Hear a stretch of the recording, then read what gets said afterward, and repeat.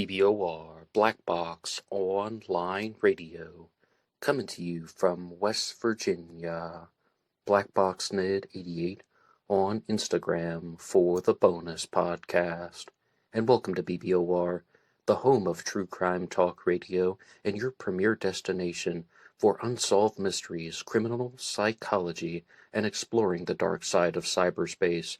My name is Ned DeHaan, and I am your host, as well as the creator of AstroPsych 400 here on YouTube, and regular contributor to the Zodiac Killer channel. And a great way to support these shows is just by listening to some more content. But you can also go over to Amazon.com and have a look at the book Killer on a White Horse, written by me, Ned DeHaan. It is a novel, murder mystery, inspired by the Zodiac Manson connection, but it is indeed fictional. However, who doesn't love a good mystery? And there is always the TeeSpring page. Feel free to check out some of the merchandise. And remember, being weird is not a crime. Let the show begin. Okay, hello everybody. Today is Monday, another Zodiac Monday. Welcome to the show. How's everybody doing? I hope everyone had a good weekend. Just a couple of quick announcements and reminders before we begin. The first is that feel free to visit some of the links in the description box, one of which is for BuyMeACoffee.com. That's the website that allows you to make a donation or contribution to help support the show. Anybody who makes a donation will get a shout out on Zodiac Monday. And we are closer and closer to the first ever BuyMeACoffee.com premium membership podcast for Black Box Online Radio, where once or twice a month I'm going to be doing a members-only podcast segment. And right now, I would like to get to your shout-outs at the beginning of the episode, so we can jump right into the source material. Firstly, we're giving one to Batman66. Thank you for your regular and consistent support. You are awesome. The second one comes to us from River Prawn Pottery. Same thing in your direction. I appreciate everything.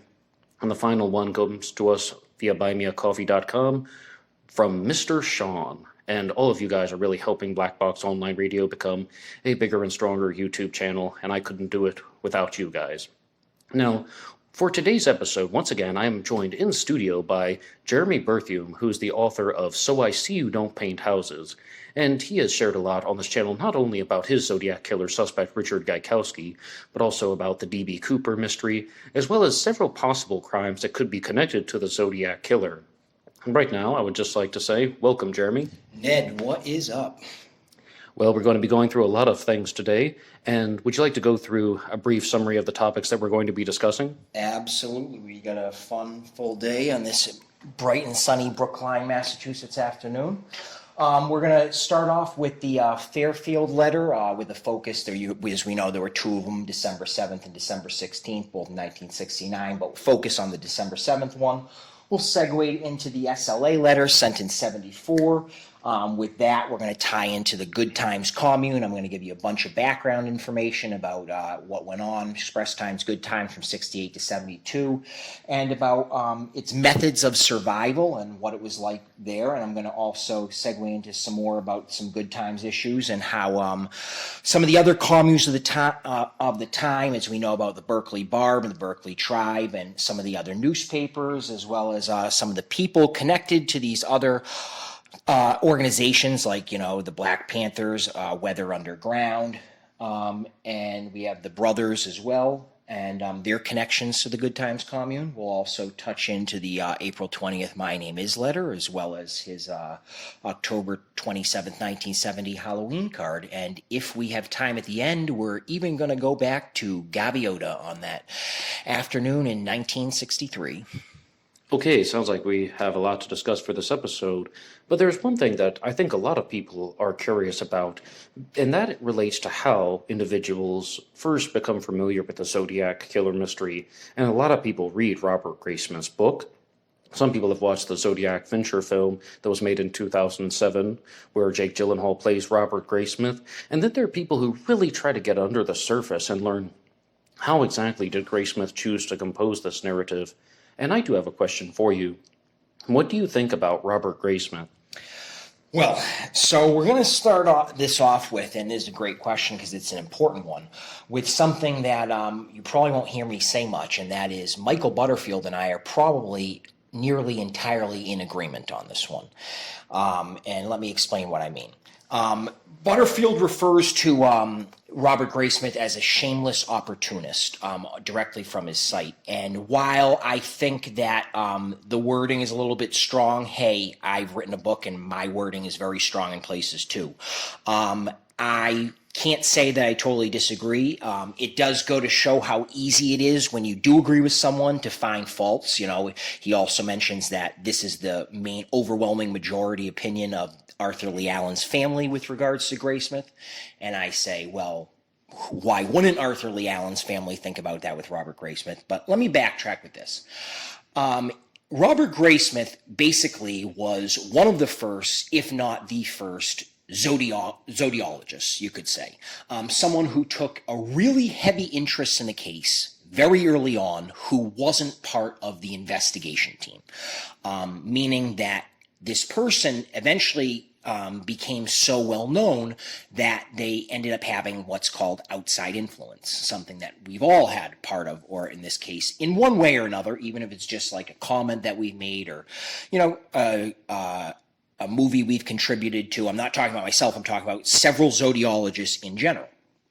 Now, the thing about Robert Graysmith, as we all know, is that very early on, being tied into this case, he became convinced that Arthur Lee Allen was the Zodiac killer. And this is something very, very well highlighted on Michael Butterfield's site, and I do like how he gives direct quotes to many things.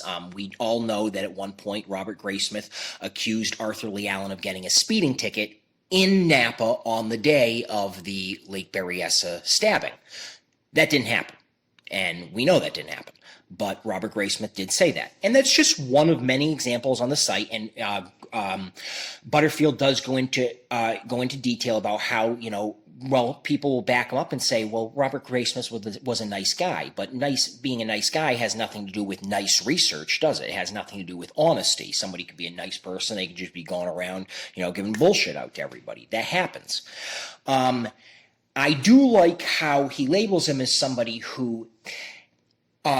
well, another quote that somebody would give to back up Graysmith, and I've even been accused of saying this, which I have, is he's generated interest in the case. He's kept the case going throughout the 70s. We know about Zodiac in the 80s. We know about Zodiac Unmasked, especially, well, 1986, you know, the big yellow book.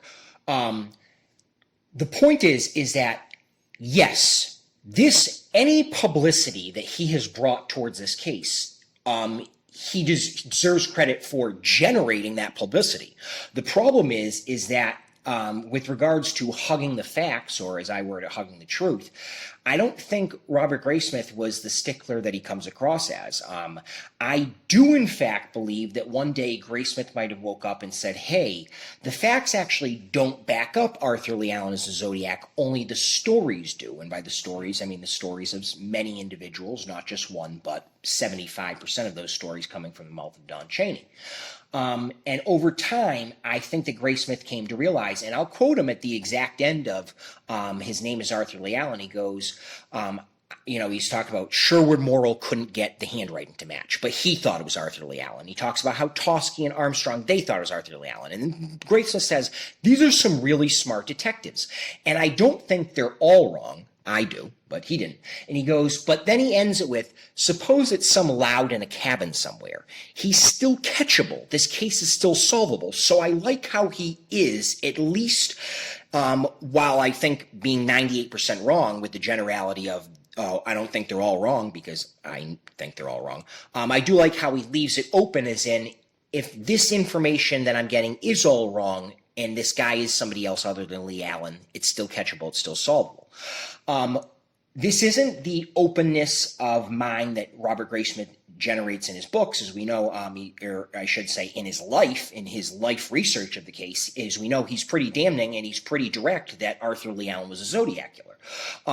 But if you go through his material and his ability to highlight these cases as they happened, while he recants many of the cases, his details with regards to the crime scenes, the evidence afterwards, the evidence as discussed at the scene, I'll go back to Lake Berryessa again, atrocious. On an accuracy scale of 1 to 10, I'd give him a 0. But that's just personal opinion, and I do recognize that. If I had to sum it up I'd sum it up like this. Michael Butterfield is right. The idea behind Robert Graysmith is he might have been more after wanting the credit for solving the case as opposed to getting the case solved. Number two, his personality and nice guy status doesn't back up where his research fell off. And three, his research fell off at facts that, to me, he could have been aware of, especially having that inside knowledge he has. I think somebody said that Robert Graysmith must have been close because he knew Paul Avery when they worked at the Chronicle. From my understanding, Robert Graysmith and Paul Avery never met even until after they left the Chronicle, and that movie part, their relationship is exaggerated. Don't quote me on that last part. I'm pretty sure of it.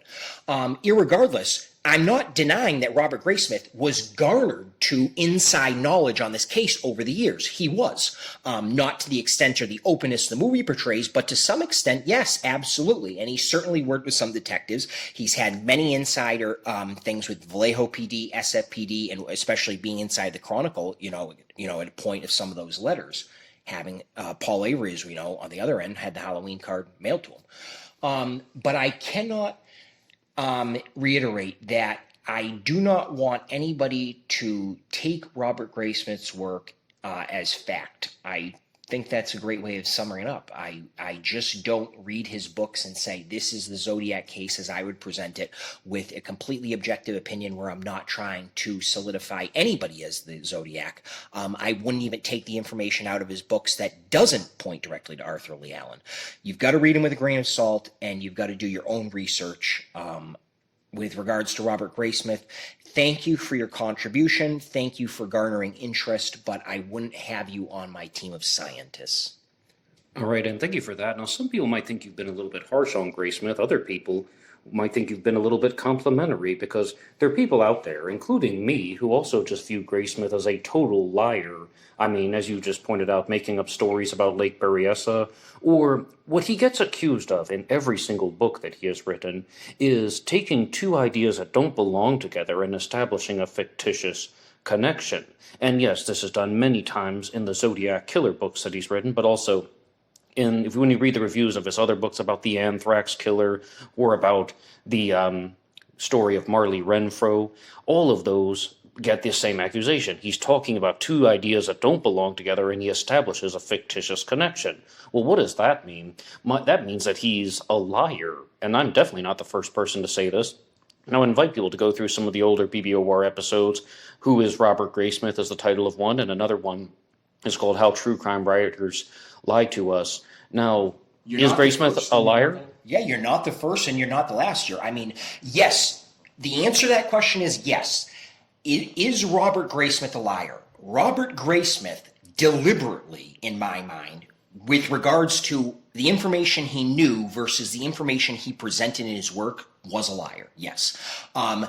When you write a book, having written a book myself, having written a published book myself, but not claiming to be the expert of all experts when it comes to being an author, when you publish a book, you obviously want to have flow, you want to have interest, you want to not necessarily hyperbolize, but you want to spend more time without exaggerating on events that might actually gain enthusiasm, that are laughable, that the reader, when reading, they get more emotionally involved in. If you ask me, with Robert Graysmith in his material, it's almost like, just as Ned said, he can take two events in time together that have absolutely no connection at all, make connections between two events that didn't exist, or just invent facts, which we know he's done. When you go to Lake Herman Road, it seems he has all of his times off. He doesn't even explain the witnesses.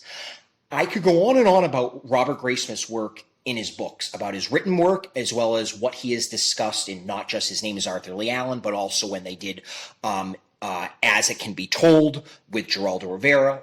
He's interviewed, as we know, numerous times throughout numerous programs throughout the years, and you can't take him at his word. What Ned just said is very important. Just because you hear Robert, or have heard, as we know have heard, Robert Graysmith say something about the Zodiac case, does not mean you can take it as fact. I do not believe that he has presented enough truth based on the truth I believe that he's aware of.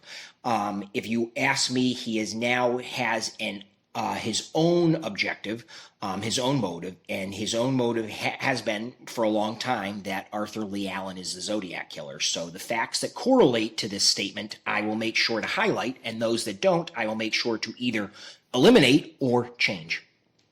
Okay, and thank you so much for that. But to move on to today's discussions on the Zodiac Killer, would you like to give us an introduction to your first piece of info for us? Absolutely. So now we're going to tie back into our last discussion with a quick recap about Erica Cassioppo. So as we know, Erica Cassioppo is the young almost 3-year-old girl. She died, I think, 1 month the day before her 3rd birthday on November 3rd, 1965. The girl who I accuse of, I should never say she's the victim, who I claim was Richard Gaikowski's second murdered victim that he committed in his lifetime. And Erica Cassioppo was very young. She had her life tragically taken away from her. No matter who killed her, she was murdered by a hit-and-run driver. This hit-and-run driver was witnessed by multiple witnesses.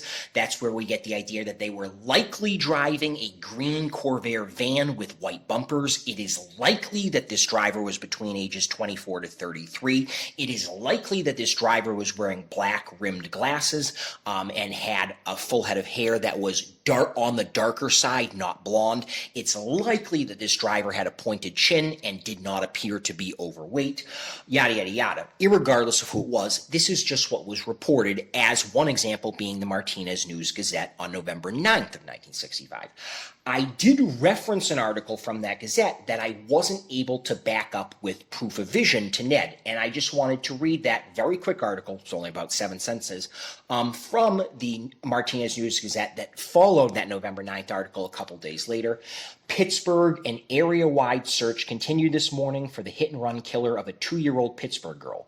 The victim, Erica Cassioppo, died in a Walnut Creek hospital Thursday. She would have been 3 years old December 3rd. She was the only child of Mr. and Mrs. Dominic Cassioppo of 4247 blah, blah, blah. That's the address. The accident occurred about 5:30 p.m. Wednesday while her mother was visiting friends. The girl started to cross Davie Avenue between 17th and Power Streets. She was struck by a green panel truck believed to be a Chevrolet Corvan with white bumpers. Witnesses said the vehicle slowed up briefly, then sped up again when the driver saw he would be unable to avoid hitting the child. The truck sped away to a nearby freeway, heading west towards Martinez after hitting the child.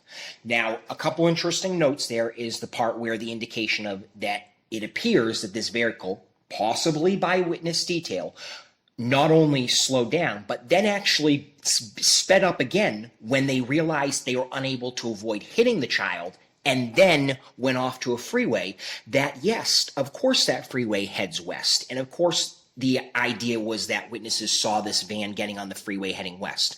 It is interesting that the article highlights towards Martinez. Why? That freeway could head west towards Berkeley. That freeway could head west towards towards Richmond. That freeway could head west towards many different places that are in Contra Costa or the western part of it. But they decided to write Martinez there. It's just a very interesting call out from that article. With that said, that's just a reminder from last week. So I appreciate Ned letting me come on and actually bring that up and just read that directly, and I will share that with Ned for all the visuals after. Okay, then, are you okay with some challenges in regards to the story of Erica Cassioppo? Because through this interview series, we can have a little bit of a back and forth. Now, one of the biggest things that I'm curious about is, do you have any documentation that Richard Gaikowski ever owned a green van or drove a green van? No, I don't have any documentation that Richard Gaikowski ever owned a green Corvan. I don't have any documentation that Richard Gaikowski ever owned a white Chevrolet Impala. And I say that because that is the vehicle that's supposedly spotted near the Lake Herman Road scene. With that being said, what I do have is at once hearsay from Bob Loomis that Richard Gaikowski had access to his vehicle at a time during the LHR murders. This would lead me to believe, this coupled with the fact of Richard Gaikowski having lived in communes or having had connections, possibly having access to others' vehicles. If you're asking me, can I provide any evidence at all of Richard Gaikowski owning or borrowing a green Corvair van with white bumpers at the time? No. If you're asking me, can I provide circumstantial evidence that would indicate that Richard Ikowski has used other vehicles for possibly committing other murders that he possibly committed that I am accusing him of? Yes, I can provide circumstantial witness statements that have thus been retracted. Okay, and thank you for that. And would you like to move on to the next piece? Because as you said, that one was a review from our last discussion, which I invite you guys to listen to our episode on possible Zodiac killer crimes with both Jeremy and me here on BBOR. And what do you have for us next? So yeah, thanks, Ned. Once again, that was last week, and please, take a look at it because it's great. I always like hearing back from everybody. I read the comments to everything, and there's still people commenting on all my videos, and it's great. I want to hear feedback, positive or negative, and so does Ned as well. So what we got next is the Fairfield letters. So the letters that were mailed from Fairfield, California. We have December 7th and December 16th. We're going to focus on the December 7th one. Now, the first thing I need to say about both of them is these are, first thing, we clear it up ahead of time, they're debated authenticity letters. These are not letters like the Paul Stein letter that came on October 13th or the debut of the Zodiac letter came on August 4th. Those are authentic, those are solidified, those were from the Zodiac killer, irregardless of who he was. This is one of the letters that falls into the category of debated authenticity. Could be real, could be a forgery.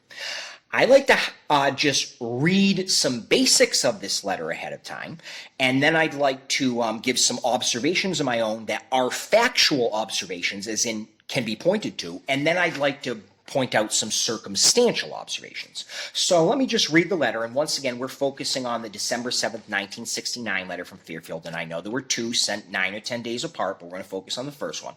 So here's what it says. This is the Zodiac speaking. I just need help. I will kill again, so expect it at any time now. Thou will be a cop. Grammatical error. Then I will turn myself in, okay? And then we have the Zodiac crosshairs, followed by what appears to be a 38-symbol cryptogram.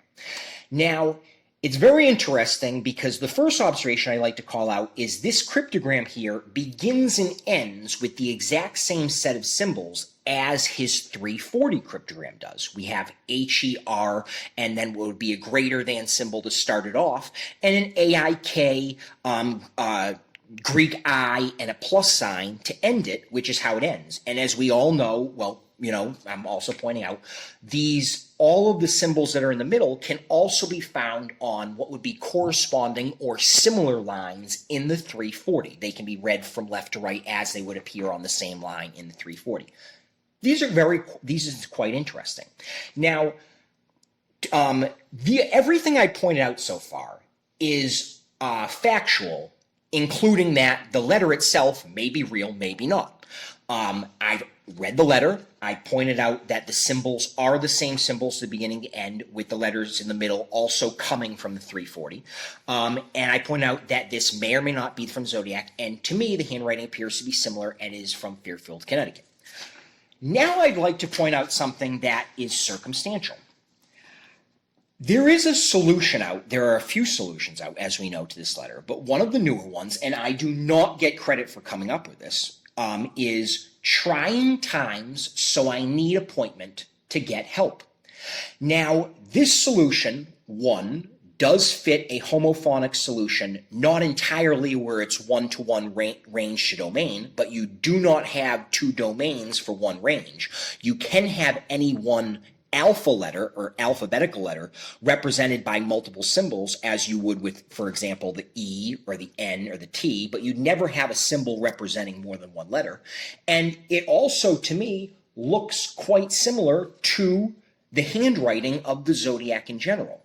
So the first observation that I have about this letter to comment on that isn't factual is not a comment at all, it's a question. My question is, for Ned or for anybody listening, why is this not the solution, or let me rephrase that, a valid solution in your mind, or is it? Well, then I have to also return with a question of my own, and that is, was the 340 cipher published in the papers prior to the revelation of this particular Fairfield cipher? And yes, I know what you're going to say, but for the audience? Yes, absolutely. And it is very important to know that and Ned brings up a great point, but let me be on record as saying it too, because I agree with him 100%. There is nothing in this December 7th, 1969 letter that is insider information. They have not said anything in here that would indicate that they have given proof they are the Zodiac beyond what could be found as public knowledge in media print beforehand. Ned is correct on that. And I'm glad Jeremy's asking me, because you guys know that I love challenge questions, and with all sorts of ciphers, there are multiple solutions that will work, whether it's the Z13, Z32, even the 340. Some people think that there is an additional hidden meaning. There are solutions that are going to work. So you're asking me the challenge question of, why is this not a valid solution? Well, even if you can find one that works out in a particular way, that isn't necessarily what it was designed by the cryptographer or the creator of the cipher. It might just be an alternative possibility. You take the appropriate number of symbols and you find some English words that could match up to that. And what I was alluding to was, yes, the 340 cipher was published in the newspaper prior to December of 1969. So then how someone learned about the first letters and the first symbols of the cipher and the last symbols of the cipher, as Jeremy has also said, that was public knowledge. And I cannot rule out the possibility that it was a forgery, but I do admit that the handwriting is quite similar. And yeah, and I guess that would be my summary of this letter as well. You know, you're not, if you're joining in here for me to come on the air and say, I just identified a fingerprint on this letter and it matches to so-and-so, I'm sorry, I'm not going to do that for anything today. But Ned's opinion here is mine across the board here. Are you asking, could this be real? Yes, it could be real. Are you asking, could this be the correct solution? Yes, it could be the correct solution. This fits a possible homophonic solution where you have a one domain to a multi-range. I do like this. I do like this solution myself. They weren't they weren't good times. They were trying times. Richard Gaikowski eventually getting help. Yes, it would be about a year to 15 months after this letter before he would be committed to involuntarily to a mental institution. But I do like the circumstantials. I also like the circumstantials overall. Irregardless of who sent this letter, they did write, I just need help. And those are their first words. I absolutely like that in the solution. It is, well, let me get an appointment to get help. It's just an ironic. It's almost a play on words, almost a play on cryptograms as well, because as I said, it starts off with her, greater than sign. It ends with AIK, I, a Greek letter I, and the plus sign. So very, very interesting here. And really, I'm just going to use that to segue into our next topic, which is the SLA letter. Yes, Jeremy, please continue. So, the SLA letter, as we know, it's titled the SLA letter, was actually, well, let's jump into this. Online, you may see or hear that it was mailed on Valentine's Day, February 14th, 1974. Now, I'm about to drop a bomb on some people in this case, and to some people in this case, this will not be information at all, because the general statement in and of itself must be true, irregardless of who the Zodiac was, if the letter is authentic. So, Jeremy, what are you talking about? Tell it to us straight. Okay, let's start from where the letter starts. Irregardless of what you see online, this letter is actually believed to have been written as late as February 3rd, if not before that. So, correction, even though this says it was mailed on February 14th, it was not mailed on February 14th. The indications are that many investigators believe that this letter was actually mailed on February 3rd or postmarked on February 3rd and actually placed in the mailbox a day or possibly 2 days before that.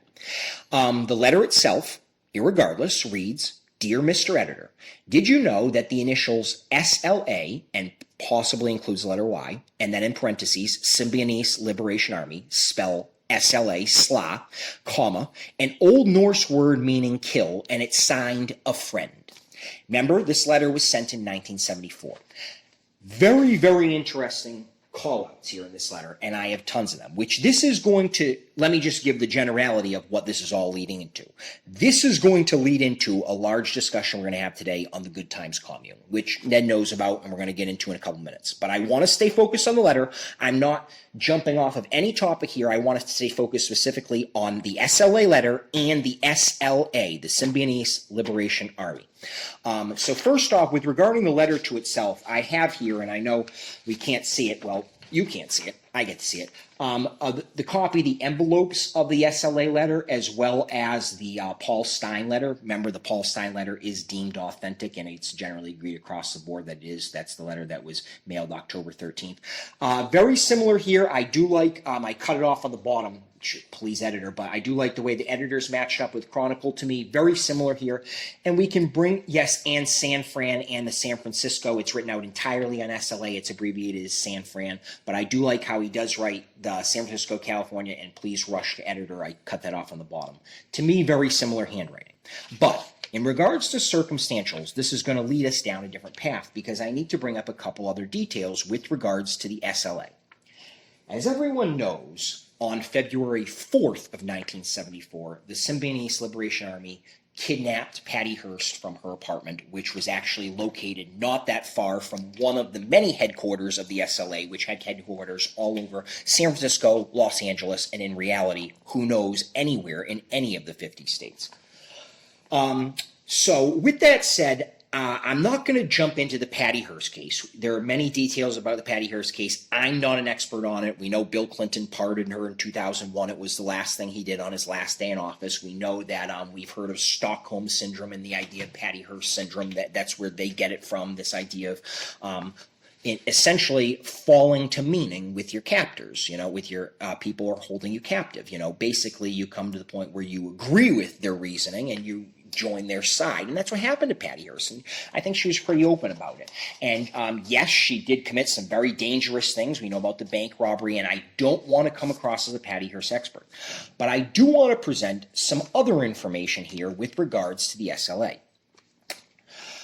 On February 10th of 1974, there was a letter that was written to Patty Hearst's family. It starts off, "Dear Hearst family," and on top of the letter it says Saturday.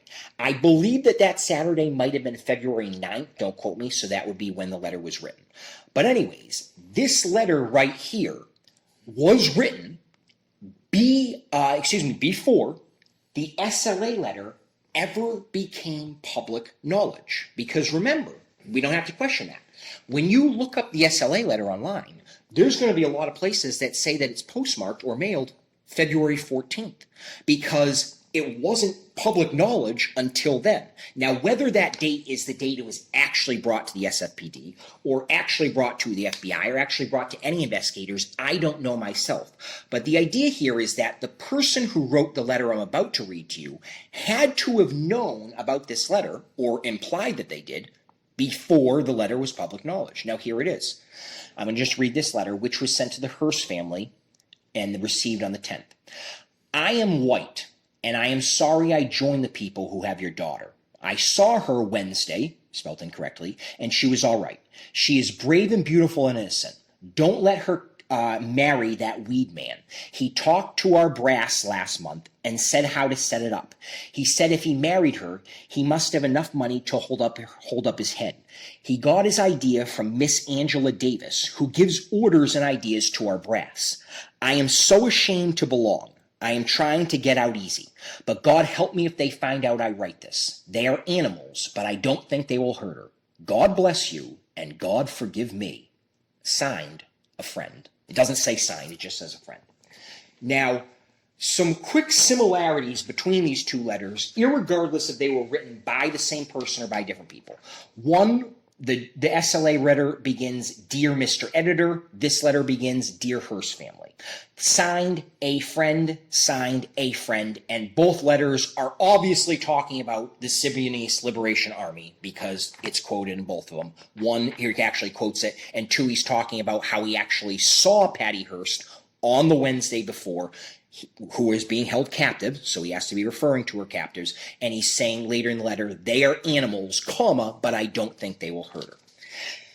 Now, all of this is undisputed, irregardless of authenticity. Meaning, if the letter is authentic, this person is showing that they had inside knowledge of this Patty Hearst kidnapping before or as it occurred, if the letter is authentic. And by if the letter is authentic, I mean if both the letters are authentic, because obviously one of those letters could be real and the other one could be somebody trying to just BS Patty Hearst's family and telling her, I saw your daughter, when they didn't see their daughter, and the signed a friend and the dear part are just a coincidence. Always a possibility. This is going to segue into a large discussion we are now going to have about the San Francisco Good Times Commune. And rather than give you a background about the commune, I do want to give you some circumstantial evidence that ties into, and will be the intro, of who this commune had connections to. All right?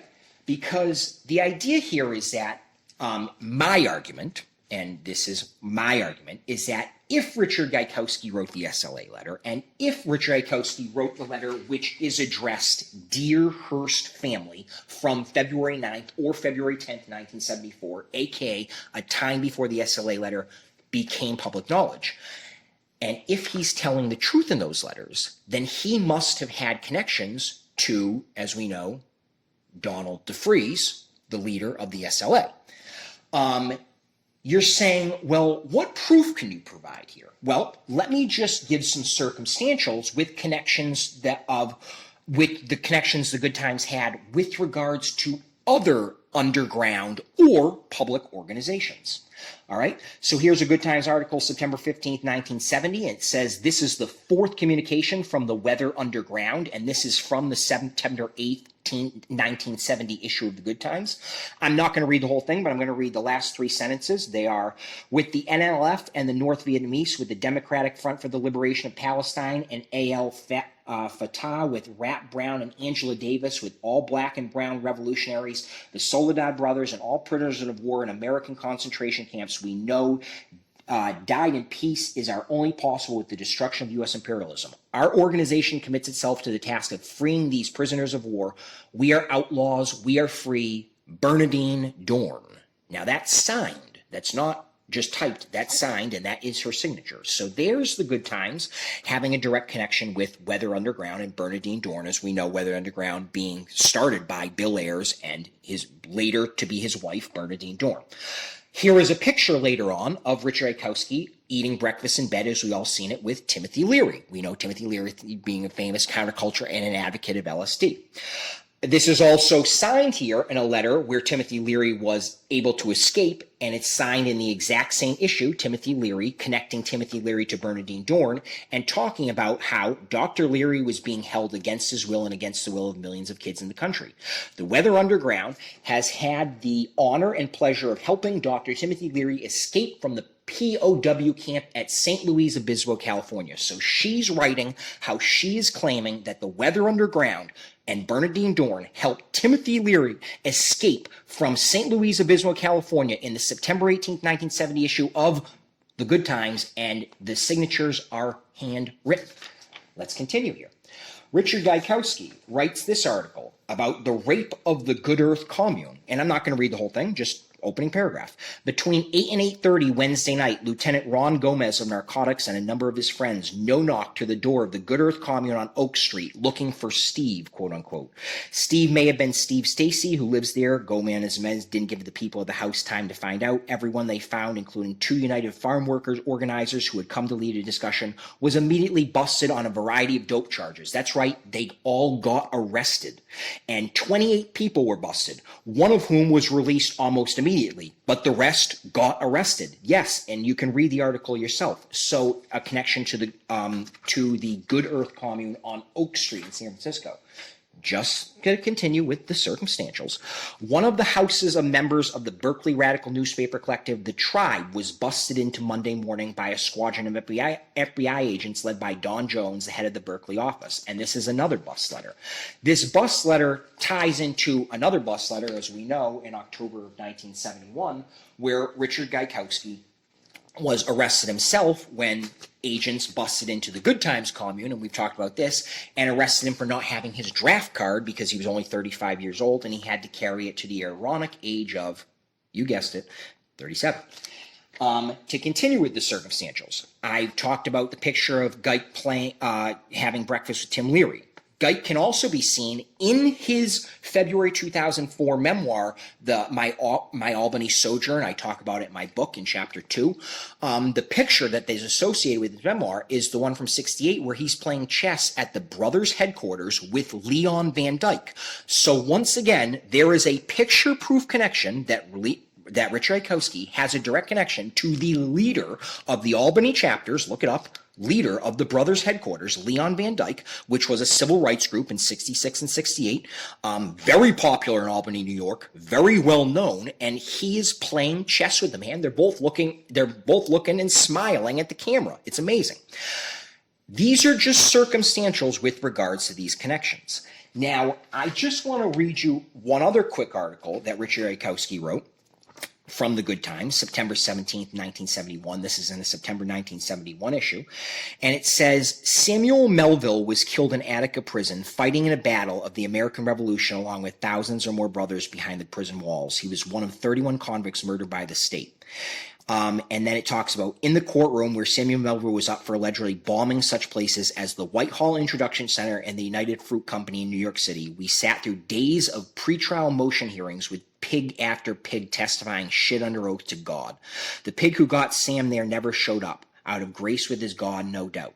And this letter ends with, bravo, Sam. Cheers to those of no bourgeoisie status who cannot answer the question, what do you do? Cheers to never being a hero either, self-appointed or crowd-appointed. I see you there in the yard of Attica among the 1,000 brother lovers, sons, fathers living your life. And I want these words of love to go down somewhere on the day they say you died. Signed, a friend. Now, I need to say something about this article, by the way. This article is not 100% confirmed to be Richard Iakowski, as in he did not sign this article. So when I quote those other articles and say he wrote them, and I'm going to continue to read more today, he did. But this article, Dick Guyte or Goat Kirk or the known pseudonyms of Richard Iakowski, those do not appear on it. What does appear on it is it is signed on the bottom, lowercase a, lowercase f, a friend. Quite interesting. So in terms of the circumstantial ties that Richard Iakowski would have to the linguistics of the SLA letter, as in Dear Mr. Editor, the handwriting, and the signature, a friend, and due to the circumstantials Richard Iakowski would have on the overall being the head of the Good Times Commune and having connections with other underground or public organizations, as I just mentioned, Weather Underground, the Brothers in Albany, New York, Berkeley Barb, what's the Oak Street one, the Good Earth Commune. It wouldn't be so shocking if he had connections to the SLA, especially because Leon Van Dyke was very public in saying Richard Iakowski is one of us, and he did feel like he was one of those until he had to leave New York in 68, which brought about the MLK and Robert Kennedy Jr., and he, at that point, quotes in his memoir that he no longer felt as one of them, but he was widely accepted in the African-American community in the 60s at a time and was accepted, and it wouldn't be shocking if Donald DeFreeze took a knowing or took a liking to Richard Iakowski and he was informed of this. I do want to have this segue into a general discussion of the Good Times Commune in general and be able to give you more background on that. But first, I want to give Ned a chance and anybody a chance to ask some questions about what I just went over. Well, yes, absolutely. There are about 37 questions that I can pull up, but why don't we go down with one or two? Number one, in regards to the SLA letter, what is your response to people who would point out that this letter was mailed in 1974, and they believe that the final Zodiac killer letter was the Exorcist letter, which came out before this? Because the Exorcist letter talks very clearly about plunging into the billowy wave and the suicide's grave, titwillow, titwillow, titwillow. I left out a few words, but they think that with that type of language, even though it's a quote from the Mikado badly, it also shows that the Zodiac was putting an end to his persona. And that would not be consistent at all with everything you just said. So how would you respond to that? So first, the factual things, yes, you're absolutely right. Irregardless of whether the SLA letter was sent on the 14th of February or the 3rd of February or the 2nd or 1st of February, the Exorcist letter came first. What Ned just said is correct. The Exorcist letter is not signed with the Zodiac. It also doesn't begin Dear Editor like a lot of the Zodiac letters do. And very importantly, he doesn't refer to himself in the Zodiac in the letter. This is the Zodiac speaking, as I mentioned, the Zodiac crosshairs. However, what this does tie into is the time period and the life Richard Gaikowski was going through. The first counter-argument anybody could offer up to me about the generality of this is, hey, Jeremy, the SLA letter is sent in February 1974. Richard Gaikowski quit the Good Times in 1972, so he wasn't the head of shit. And you're right. That's a great counter-argument. You're absolutely right. You say, hey, he's a leader, and he might be meeting, as I accuse him of meeting the leader of the SLA and or being privy to inside knowledge of the SLA, the Patty Hearst kidnapping before it happened. You're accusing him of that, but he's not the leader of anything at the time. That's correct. That's true. Richard Gaikowski left the Good Times at some point at the beginning to middle of 74, and by the middle to end of 74, the Good Times dissolved on its own, as we know, going from what was a weekly newspaper to a bi-weekly newspaper, and then to a couple times a week for a lot less money because they just didn't have the staff, and counterculture had kind of taken its turn by that point in 72, and you know what I mean? So yes, if you're asking for a general counter-argument to me of him being done being the Zodiac, you're right. But can I reread the part in the Patty Hearst letter? I love this part. I am white, and I am sorry I joined the people who have your daughter. And by the way, I'm not making any racist statements here. I'm just reading the letter. I am white, and I'm sorry I joined the people who have your daughter. I am so ashamed to belong. I am trying to get out easy. But God help me if they find out I write this. He's trying to get out easy of what? What is he trying to get out easy of? Because it sounds like that he joined this SLA, not just he's aware of them. But in terms of circumstantials to Geik's life, yes, I imagine this coming around to the point where Richard Gaikowski was trying to get out of what I would label the underground community, the association with the Good Times, the drama, I don't want to say drama because I don't ever want to refer to SLA as drama. And I do want to give some comments on SLA at the end of this as well, because they had purpose and they did have meaning, and not everything they did was atrocious and horrible. They had some very bad people working for them, but their message of what they sent, they were anti-racist, they were anti-imperialist, they wanted just equal rights. And it's a great, when Donald DeFreeze kidnapped Patty Hearst, one of the first things he did, and I'm not talking about where he's over and over threatening to kill her, which that is atrocious, is he wanted to force her father to feed the hungry. And that's purpose. And I don't want to live in a society where people get to choose who gets to eat. So in that sense, Donald DeFreeze was right. He was there for the common good, and he was trying to reach out to the masses of San Francisco who were, essentially in his mind, the starving population. So the SLA having one of their purposes, which it was to feed the hungry, yes, that is a legitimate purpose, and anybody can get behind that cause. The resorting to violence tactics is what I 0% want to back up. And that is where I do want to damn the SLA and call out that they did resort to violence, are responsible for multiple killings, and that part brings negativity to an organization that original purposes, besides, as we know, freeing other people from jail, which was included in the original purposes, some of them weren't bad. I don't want to get off topic here. I want to go back to Richard Gaikowski. What is combined in these letters? This is what I picture Richard Gaikowski mentally being like.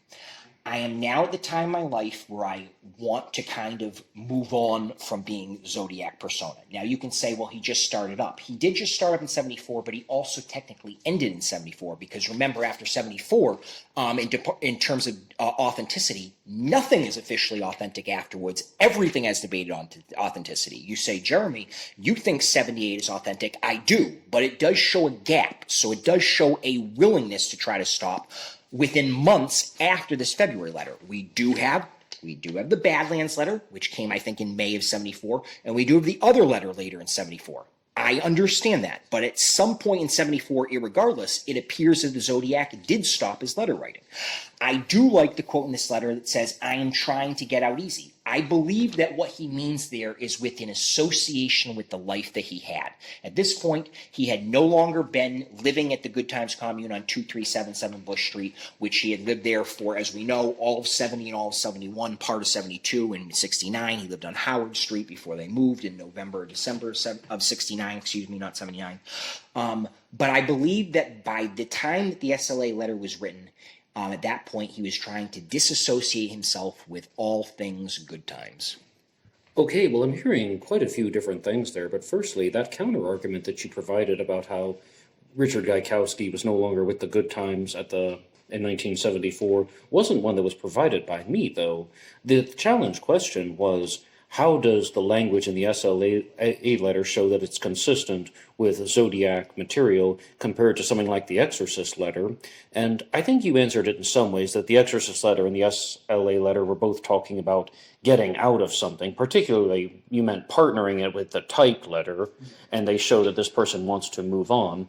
But the problem that I seem to have is you said quite a few things at once, and that is that the 1978 letter is not accepted as authentic by everyone, but you think that it's authentic. However, the Zodiac is trying to get out of his life, yet then he's going to go on and write another Zodiac letter that says this is the Zodiac speaking in 1978. How does that all come together? Yes, it shows that he wasn't able to do anything permanently, and that is a concept associated with serial killers, is the idea that they may never actually be able to stop, it's just different times. Linguistically, the first thing I want to point out between these two letters, the SLA letter and the letter to first parents, it appears the SLA letter is a premonition, a warning to possibly the San Francisco Chronicle or San Francisco SFPD or FBI or whoever, that this person has inside knowledge of Patty Hearst and that she may be in danger before it happens. And then this letter, which is to her parents, appears to be that this person has inside knowledge of Patty Hearst before the parents even know she's okay, and might have inside knowledge to the SLA letter, linguistically by dear, ending as a friend. If you're asking me in terms of the physicality of the letter, what is the linguistic comparison to this Zodiac overall? The first counter-argument I can give to that statement is, there isn't enough information here. This is a very short letter. We all have to confess that. It is literally one sentence. It is a sentence. Did you know that the initials SLA spell SLA, no notice word meaning kill, period? And it should end in a question mark because it's not a sentence, it's a question. It is one question. The Zodiac is known for his writing. He's known for writing long letters. We know the Little List letter has 3 pages of Little List lyrics, and that's not even the entire letter. He's got plenty of pages other than that. This is very short. It does seem to be some sort of foreboding, some sort of signal to somebody that something bad is about to happen. And then we have what could be 6 days later, 7 days later, however many days later, a letter that is some sort of signal that it may not be as bad as I originally indicated, as in I'm indicating that this person, they're going to kill Patty Hearst. It may not be that bad, but they are animals, and I'm trying to do what I can to let you know that your daughter might be okay in terms of life or death, not in terms of mental torment or even physical harm.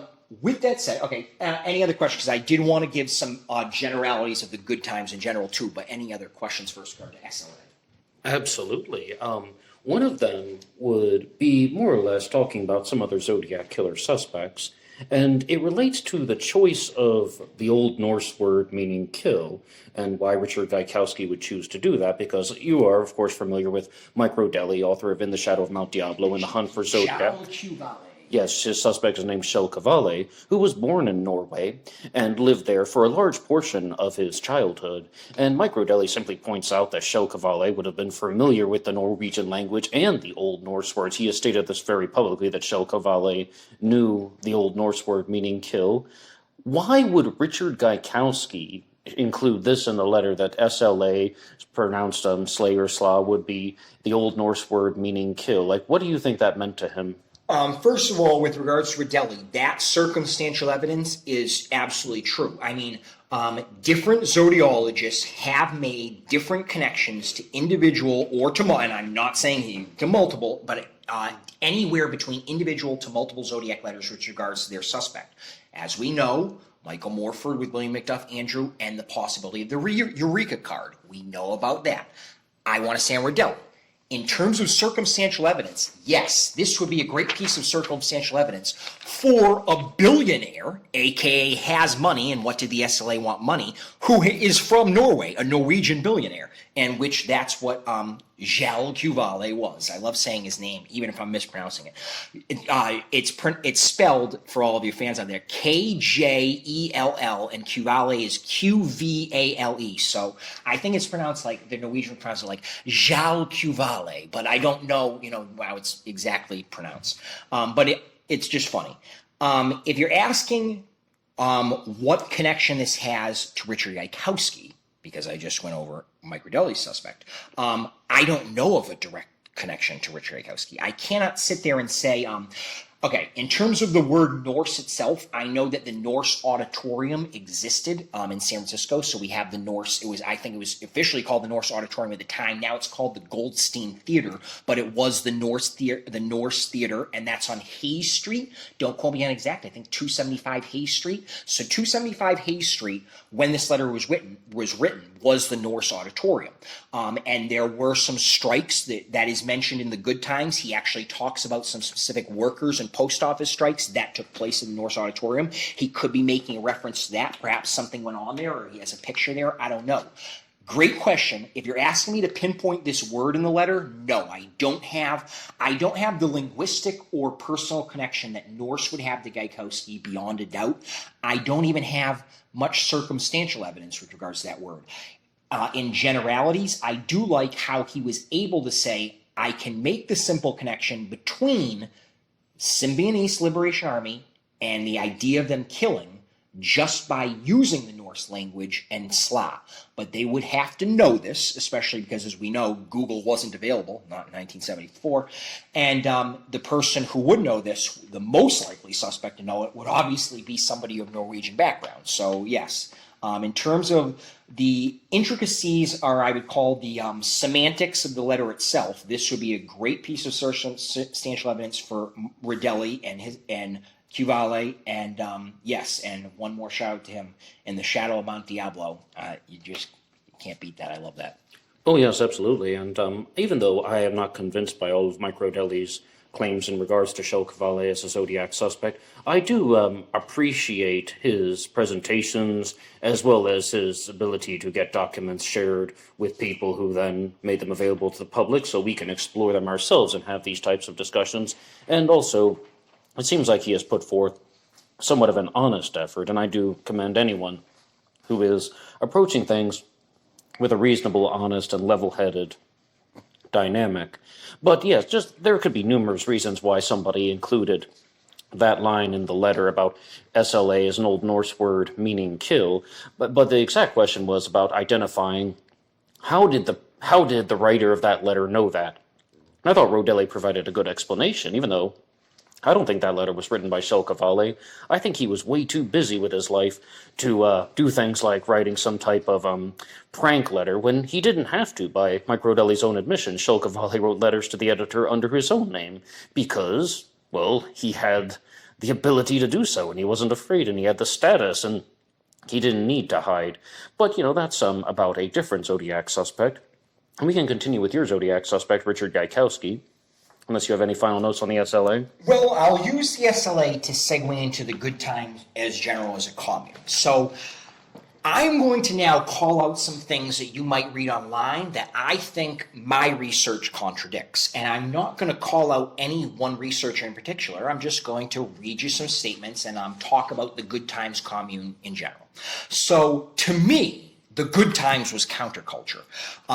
Obviously, first of all, as we know, and I just read some of them off, and I'm going to read some other ones, we have the Brothers, which were 66 to 68. They were in Albany, New York. You're like, hey, the Good Times in San Francisco. All right, we'll stay there. We had the San Francisco Oracle, which was an underground newspaper. It existed to 66 to 68 as well. To me, that's before counterculture.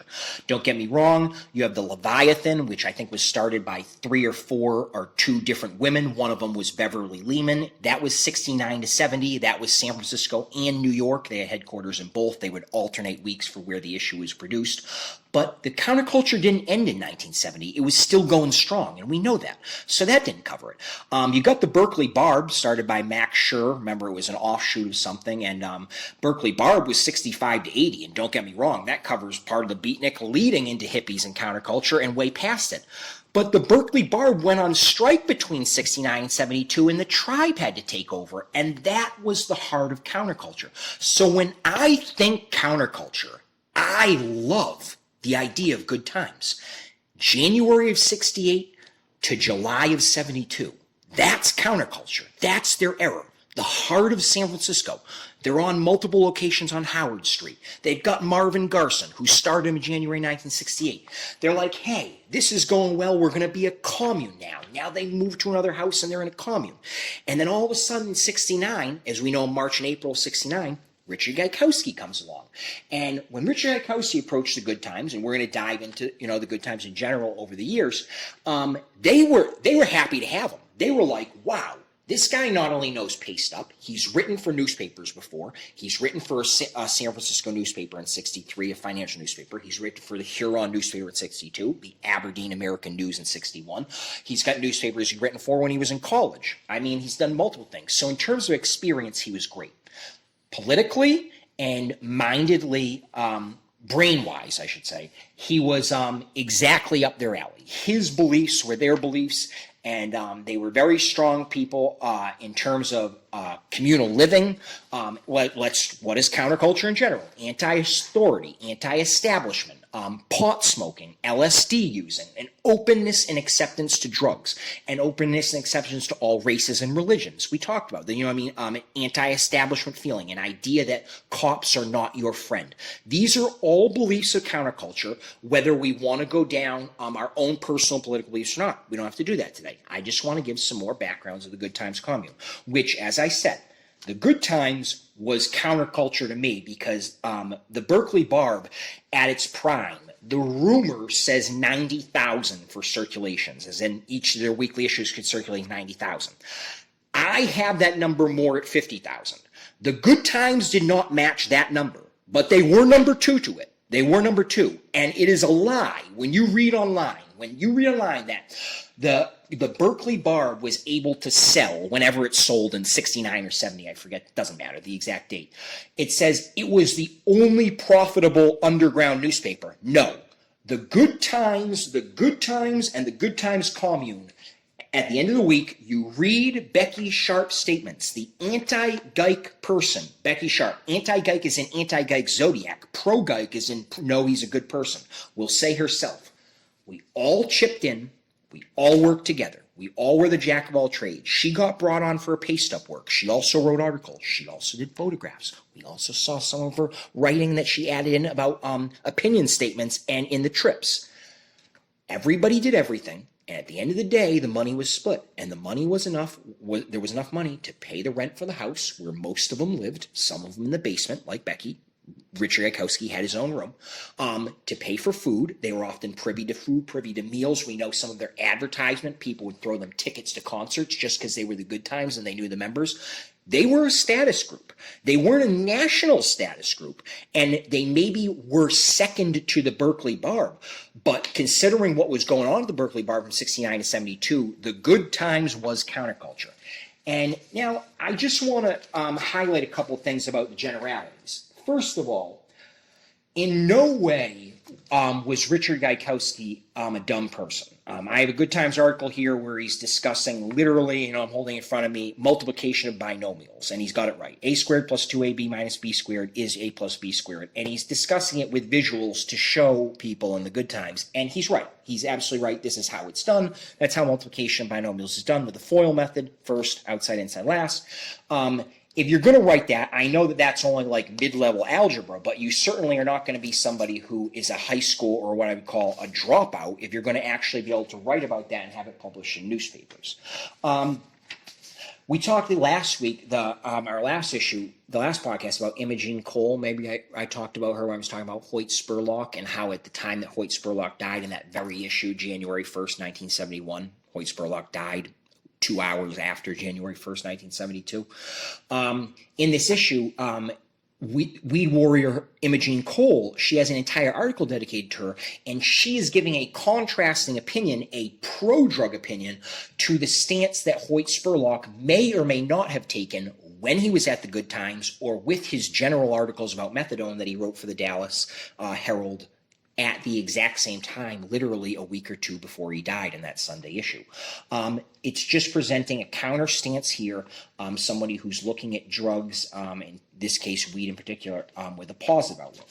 The Good Times is very political. I mean, the event article right in front of me right here, it's a picture of Dianne Feinstein, and it's with her, they refer to it as the Cow Palace. I'm not getting political. I'm just reading what the article says, and then it says, it talks about how Dianne Feinstein says, the reason was that when it came to Landberg's turn to speak, he elected to turn his back to Mrs. Feinstein. He faced the audience instead. And then the article is talking about Dianne Feinstein has announced she'll be a candidate for mayor after all, and this is October of 1971.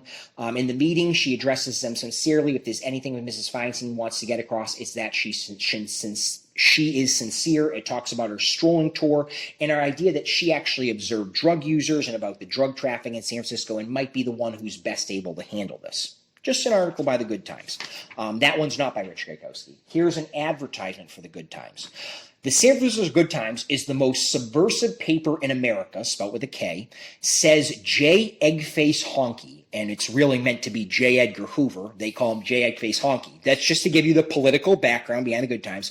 It's on my most wanted list. You'd better put it on yours. And this is actually what you cut out and mail in if you want to become somebody who buys issues of the Good Times to, you know what I mean, for a subscription for it. This is subscribe, $6 a year or $3.50 for a half year.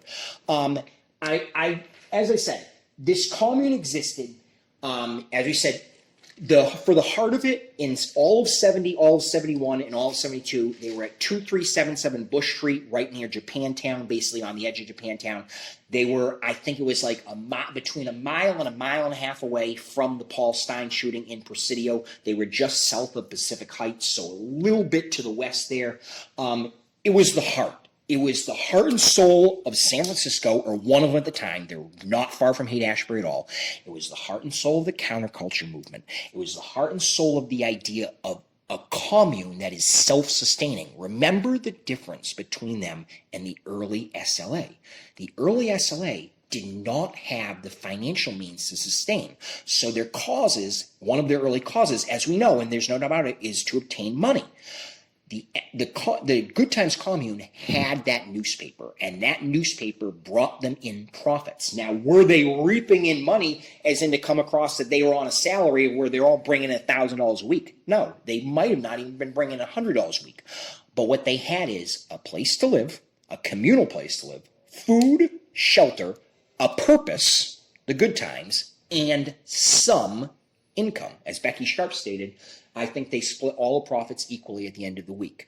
So I wanted to give this general background of the Good Times, which is going to segue into another thing that I wanted to bring up, which is the relation, we talked about it a little bit earlier, and I'm going to discuss it again today, the relation that the Good Times had to these outside organizations. And that's really an important statement when we discuss it here, because there are other indications that the Zodiac gives that he himself may or may not be connected or have inside information to other organizations. You're saying, what are you talking about? Well, in the April 20th, 1970 letter that the Zodiac sends, whoever the Zodiac killer was, it's the letter that's recognized as the My Name Is letter. Two very interesting sentences from the middle of the letter are, I hope you do not think that I was the one who wiped out that blue meanie with a bomb at the cop station, and then it just wouldn't do to move in on someone else's territory. First of all, that wording there is very interesting. Second of all, let's get the factual information very clear, because what I'm about to say is very highly opinionated, and I want to be quoted on what is known and what is official. The bombing that occurred on February 16th, 1970, at the San Francisco Park Street Police Station that killed Sergeant Brian McConnell. Was it McConnell or McDonald? McDonald. McDonald. Thank you, Ned, for clearing that up. No one has been convicted of that bombing. So very clear, I need to say Jeramy Berthiaume clear as day. No person ever has been convicted of the Park Street police station bombing that happened on February 16, 1970. Period. There's no debate about that.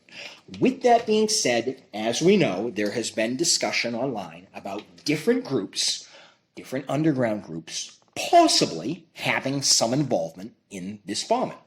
Now, I myself, and this is where I segue into my opinion, do not think the Zodiac was responsible for this bombing. I also don't think, whoever the Zodiac was, that they even knew about this bombing ahead of time. However, I did just read and show to you an article this is the fourth communication, the fourth one from Weather Underground, appearing in the Good Times, that is signed by Bernadine Dorn.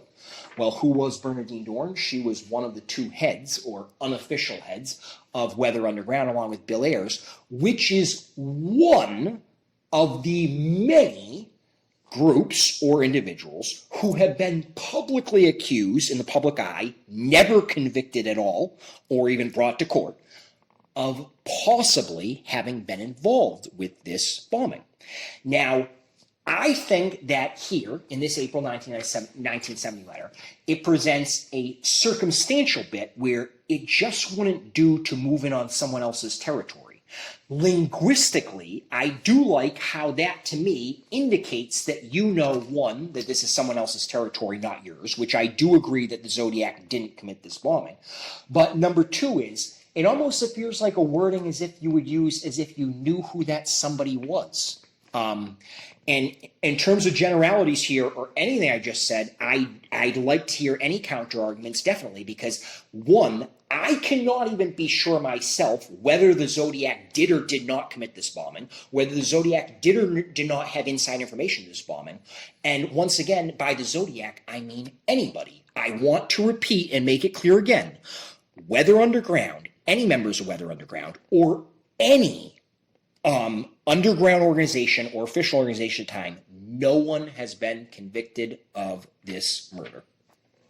Okay, so we have gone through several different things here, and you've opened the floor for challenge questions. Absolutely. But I have a first challenge question that I have to begin with before we talk about the murder of Brian McDonnell, and that relates to something that has been shared very publicly by Michael Cole, author of the Zodiac Revisited trilogy, and it's also been discussed by some other people such as Dr. Todd Grande, who runs a YouTube channel about psychology, and they look at the Zodiac crimes. And they believe that the actions of the Zodiac killer suggest someone that is very different than Richard Gaikowski. The idea that this isn't someone who's a member of any type of social organization, let alone a commune, or having this very social job with the newspaper. They explore more of a traditionally held belief about serial killers, and of course the Zodiac was a serial killer. Type, maybe? The Zodiac was a loner type, yes, working a job, but spending the majority amount of his life in a solitary environment, maybe even having a solitary job himself, where he's using something that is very technical and analytical, maybe something that's involving math or the sciences, but not one where he would receive a lot of praise and admiration. And those profiles that have been discussed by Michael Cole and Todd Grande are very much in contradiction to the one that has been shared in any scenario involving Gaikowski as the Zodiac. What is your response? Okay, the idea of it being, being a loner is absolutely possible. Now, we remember that in the 1970s, can I jump into, or tie this into a couple other serial killers? Of course. Reference other serial killers. Breslin took all the criminal profilers, brought them in a room with regards to Son of Sam. And remember, they didn't know who Son of Sam was. David Berkowitz was not a name. They knew the guy as Son of Sam. Took them all into a room and said, everything that you've researched, I want one statement about this man, one generality that you know is the most certain. And they said, and this is a profile of the person, they said, not only when you find this guy are you going to find out that he's a loner, you're going to find out that he's a lifelong loner. So what they meant is they're saying is, when you find this guy, you're going to find out that not only is he not married or doesn't have a girlfriend, which is perfectly normal. I'm not married at the moment. I'm single at the moment.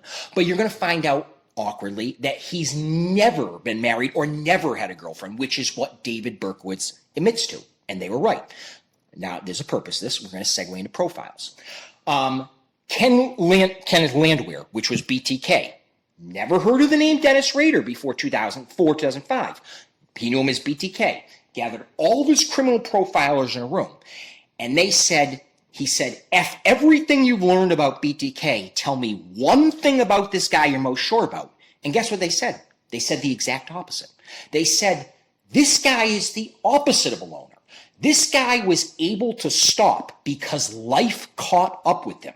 They were wondering, how could BTK, didn't know the name Dennis Rader, murder people in 74 and like 77 and 78, and then have a gap of years, or in their case, multiple gaps of years, because don't forget when they caught him, he was planning on killing again, as we know. How could he do that? The profiler said, easy. This guy is not a loner. He most likely has kids. He most likely has a job where he's important. He's most likely involved in his community.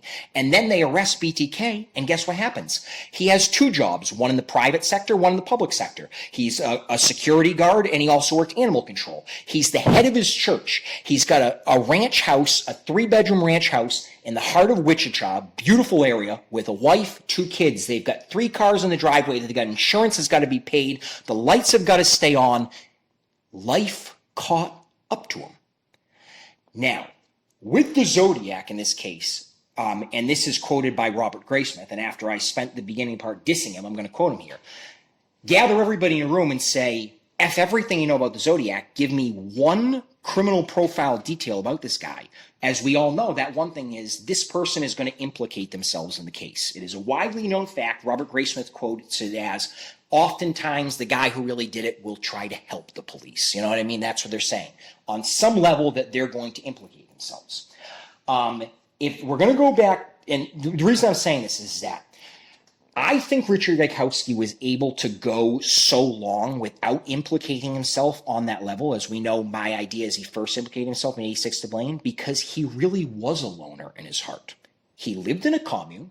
He was around those people, and he came off to some as a people person. But Richard Gaikowski to me was full of rage, was incoherent at times. Don't forget that. Let me give you some other descriptions that are given of Richard Gaikowski, irregardless of whether they're from people who do or don't think he's the Zodiac.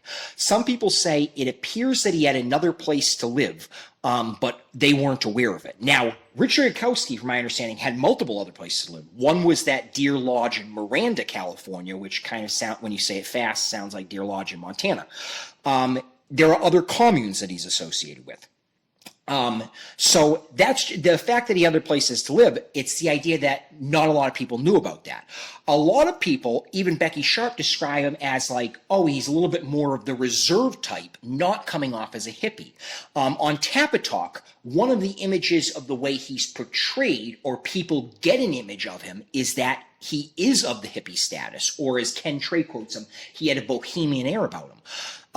But in reality, what you see is from people who actually, when Tom Voigt spent the time, and I'm giving Tom Voigt credit here for actually interviewing members of the Good Times Commune, which he did. He's interviewed many of them, or I should say a good handful of them plus, seemed to have the image of, no, Gaikowski was a little bit more held back. He was more of a polite guy, almost like he would come across as harmless, but kept to himself.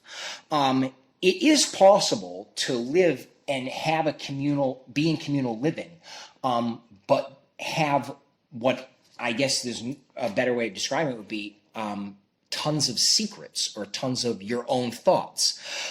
He was a writer, and we know that the Zodiac was a writer. They spent a lot of time writing. Richard Gaikowski did a lot of traveling, and in terms of that relationship with Darlene Ferrin, which appeared to be one of the more solidified relationships he had in his life, it was rocky at best, as we know, across country and back over several years, and nobody has a picture of them together, yet it seems that they were together. You get to decide what together means in this place. But if you're asking me to present an image of, okay, the general statement is the Zodiac is a loner, Richard Gaikowski lived in a commune, so that would be an exonerating factor, I don't think so. Well, I definitely don't think that it would be an exonerating factor, but you touched upon, like, the answer in somewhat of a reasonable way, but in another way, I think there still is an additional challenge. You said that, okay, he was a loner just in his own mind, but that isn't exactly the statements that they put forward, saying that he's living the life of a loner lifestyle, and particularly a solitary job. That's, again, something that's been mentioned by other people. I mean, I spoke to Michael Cole once off the air, and what he said was that he didn't think that the Zodiac would be anybody who would be part of like a club, a society, or an organization, and you used the example of a commune. Now, I mean, everyone's going to have a different take on the subject because it's an unsolved case, and it's their interpretation of the evidence. So, do you have any additional things that would suggest that the Zodiac might have been somewhat of a social individual? Well, that can be a general statement. First of all, remember, the indications are, and, I guess, well, this isn't technically disputed, but it appears that Mike Mageau's statements lead us to the possible circumstantial evidence of Darlene Ferrin possibly knew her killer. It appears that by witness observations of the Paul Stein murder, that if he wasn't a front seat driver, and this is correlating to Paul Stein's sister, that Paul only let friends in the front seat. There are indications there that no matter who the Zodiac was, that A, they had a girlfriend or a girl, and they also had a friend or an acquaintance in their life. That might there cancel out the idea that this guy was a total loner, as in David Berkowitz total loner. I don't think Richard Gaikowski was that type of person. No. Remember, David Berkowitz lived in an apartment where he wrote through the walls the parts that he didn't punch through. That's a little bit extreme. Well, don't get me wrong. I'm accusing Richard Gaikowski of being the Zodiac, but in terms of outwardly projecting it, I don't think he was that type of loner. I do think he spent a lot of time in his head. I do think his writing was a release point from him. And in terms of purpose-wise, in terms of overall motive, my overall motive calls for the Zodiac to not be a complete loner. That is correct, because remember, if I'm right, my initial argument is, why did Richard Gaikowski first commit those first murders? They were to silence Darlene Ferrin. Remember, this is my argument, but my argument contradicts the idea that the Zodiac was a loner, because she had witnessed him commit the murder of Thomas Snow, meaning that she was close enough to him physically and mentally in his mind where he was willing to do this in front of her. That's my claim.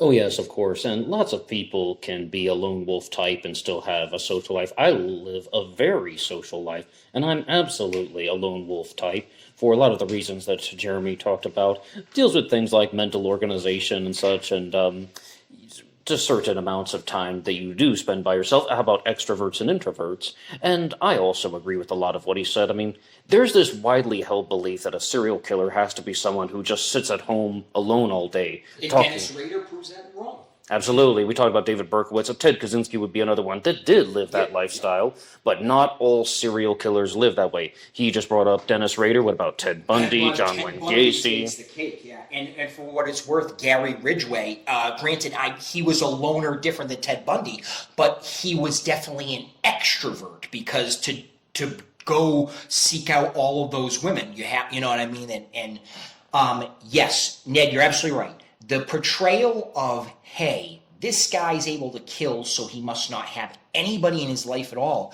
we discover over time that statement in general is just not always true. It's just not. And that's right. So that's my honest take on the subject. But as far as the murder of Brian McDonald goes, you asked for a counter-argument about the text of the My Name Is letter. Now, I had heard of Bill Ayers and Bernadine Dohrn before I had read the text of the My Name Is letter, and my immediate response was, the Zodiac is saying, I hope you do not think that I was the one who wiped out that blue meanie with a bomb at the cop station, even though I talked about killing school children with one. It just wouldn't do to move in on someone else's territory. My gut instinct was just that the Zodiac was saying that he hated cops and that he didn't want to even go into their station or have anything to do with the police stations, because it was based on his hatred of the police. He even calls Brian McDonald a blue meanie in that one, and used the term blue meanies in other ones.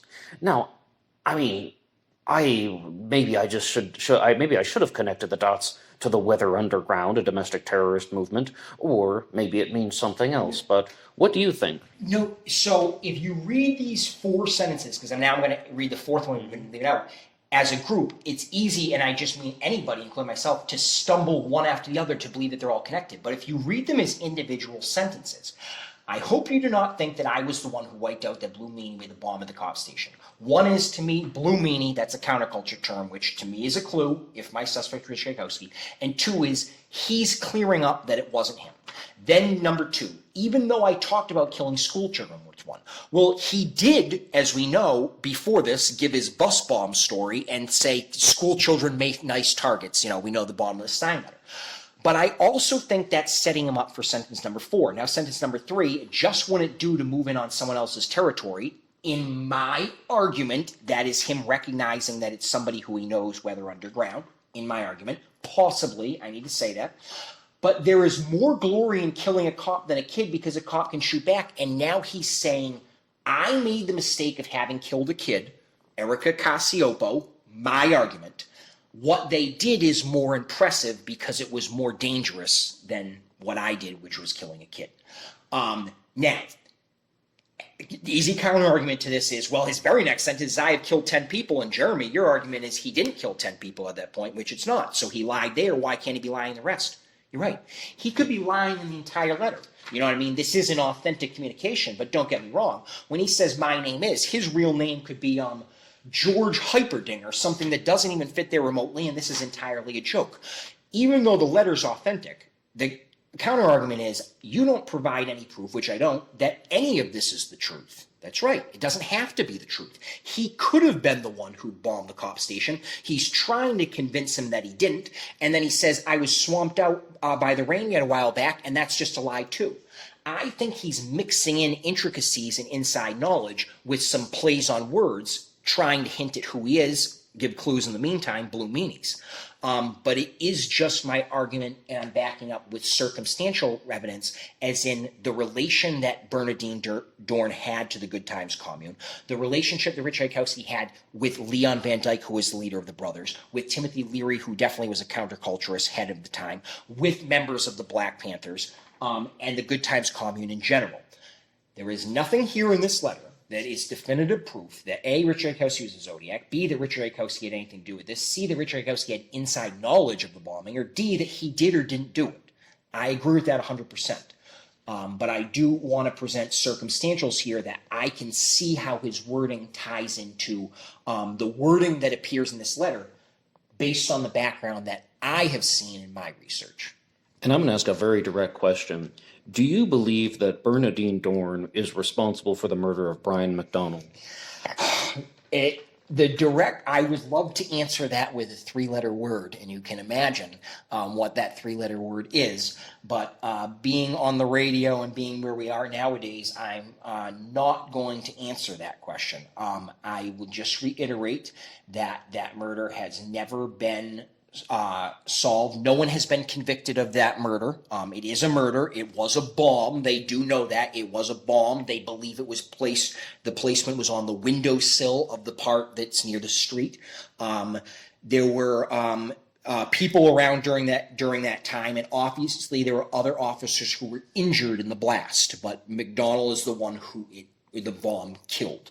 There has never been an official suspect in the case. There has been hearsay online, and hearsay online involves multiple different organizations. From my background research, if you're asking me if I have come up with my own opinion who I think is responsible, yes, I have.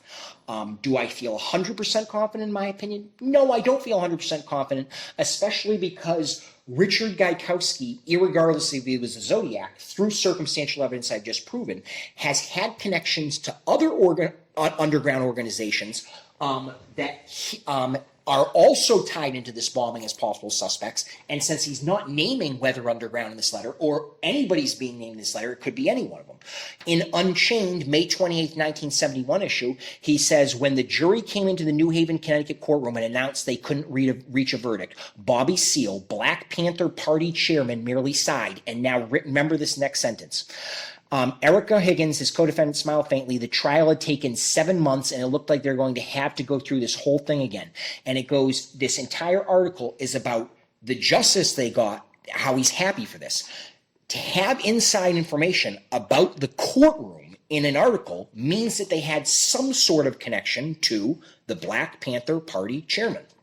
And that isn't the only article, as I've just read a bunch of you over today, of possible circumstantial connections he may or may not have had to many different underground organizations. Since there is none mentioned in this letter, all that it says is literally someone else's territory, which could mean anything.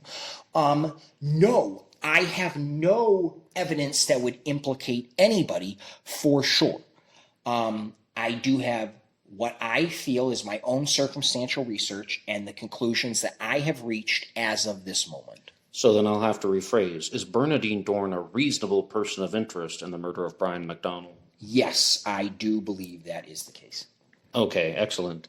And, I shouldn't exactly say excellent. I just meant that we're achieving some clarity in the discussion for the listeners. But I believe you have a lot more information for us and a lot more of the discussion to continue. So would you like to share your next piece for Black Box Online Radio? Absolutely. Let's jump into the Halloween card and the Good Times. So giving a bunch of background intro to the Good Times and about different things published in them.